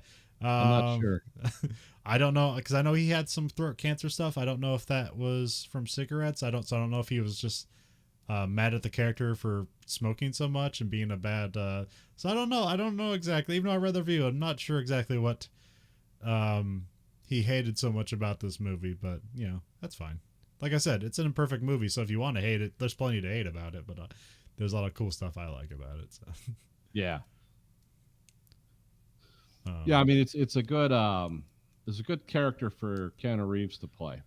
Yeah, he projected a lot of just cynicism, world weariness. He did a good job. That's where he's good. He's really good at that kind of And I think he just turned 40 when he did this movie, when he was making it. So I wonder if they're just writing him as haggard, but even though like Keanu Reeves is in good shape and good looking, so he looks like he's like 28, even though he's like 40 years old in this movie. So Well, this is the guy with like lung cancer that's going to kill him, within a year, and he's like running around. That's not lung cancer that I understand, but okay. Who am I to quibble? Beeman gave him that cough syrup. I just drink a lot of cough syrup. It was blessed by some pope or something. I don't know. But yeah, it's on Netflix, so if you got that, you can watch it. I think it's a cool movie. It's got horror theme stuff, so we're just around the corner for October, so you can throw that in your watch list for your horror movie watch list. So yeah, so catch it. Yeah, check that out. If you like what you heard, you can find us at anchor.fm/Verhoeven Effect. Oh yeah, I forgot. If you like what you heard, and how couldn't you? And who doesn't? You can find us at anchor.fm/Verhoeven Effect, or you can go to verhoeveneffect.com. It'll take you to the same spot. You can rate our podcast on whatever platform of your choice. You can rate us whatever you want, but the only thing the algorithm listens to is the highest rating. So remember, you control the algorithm. The algorithm doesn't control you. We have listener support at verhoeveneffect.com, where you can support us at a monthly stipend of either 99 cents, $4.99, or $9.99. You can find us at Twitter at Verhoeven Effect, Facebook, Verhoeven Effect. You can find us on YouTube at American Greed Factory. You can watch both this show and that show live and unedited. And you can find t-shirts of ours at belowthecollar.com/greed Factory. So for the Verhoeven Effect podcast, I'm Conlon. And I'm Nathan.